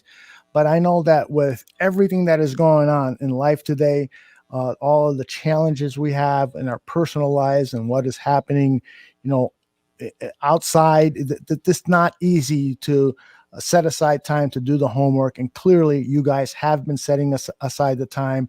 The analysis that both of you brought to today's show and in previous shows has just been outstanding. And so I really want to salute you guys for the work that you're doing. And I'm having a blast doing this. I hope you guys are too. Oh, I love it. This is a passion of mine and something that I love doing. I know it's a lot of time, a lot of effort, a lot of work, but when you enjoy doing what you do, it becomes fun for me. Yeah, right. Exactly. I feel the same way. When you're putting time into something that you love to do, it's not work. It's fun. And yeah, I'm sorry. I was to interrupt. I was just going to say, I just feel bad for you, Neil, because it's going to be a long time before you have another World Series banner to hang up. Good hell. Here we go. Hey, Danny, you still, how are you doing mentally with that manager hire from the other day? You right over there? We have a Hall of Fame manager. I don't know what people complain about. That's right. This is how I'm looking at it. So it's like the Bulls right now would go and bring back Phil Jackson and be like, oh my God, why would you bring back Phil Jackson? Zach LaVine and Kobe White, they can't run a triangle offense. It's Phil freaking Jackson. So now the only thing is, I hope he makes it. for 2 seasons. Well, I don't know how long he's gonna. He's 76. He, I don't know how his health condition is, but as long as he's still got that sharp mind as a manager. I mean, you cannot. Was I surprised? I was shocked. I thought for sure AJ Hinch was the guy, but you bring in a Hall of Fame manager. I just don't see what the negative is about it other than his age. But yeah. It's not a good situation, Neil. I mean, when your manager was fired at a time that you weren't even born, then what has me rub me the wrong way was he made Jerry Reinsdorf made his GM look bad because it's obvious his GM did not want this. This not the guy he wanted. Did you guys see the Twitter thing that came out? There was like a little White Sox, and it had like the signature of the manager, and it had AJ Hinch's signature on the little banner, but Tony Lewis's picture. And then so someone caught it, and then the Sox said, "Oh yeah, we made one for all of the people we interviewed just to be prepared." Oh, one of them. But AJ Hinch has never said he interviewed for the job. Right. That was confirmed, actually. Yeah, that was. So that tells you who these guys wanted, who they were waiting for, because they could have hired La Russa whenever they wanted to. But it's totally a Reinsdorf play. That's Reinsdorf's guy, and he wants him. The only thing is, he's a good manager. I just don't know if this is the right time for him to come in here. But in terms of him, he's definitely an upgrade over Ricky Renteria. It's my opinion. There's no doubt about it. Even a dead Tony La Russa. He's not dead yet. Hey, how old was Joe Madden when the Cubs brought him in? Do you guys remember? I don't. He's in his 60s, wasn't he? In his 60s at least. Yeah. He 60s, and he was taking over a young. He's got a full head of black hair now. It's always been black, and never changes to white. That's amazing. That hair coloring lasts a long time. I guess.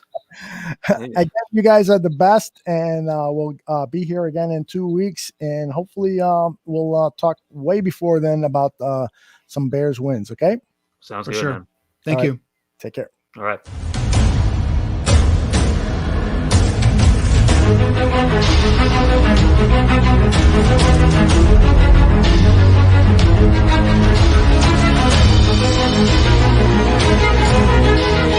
back.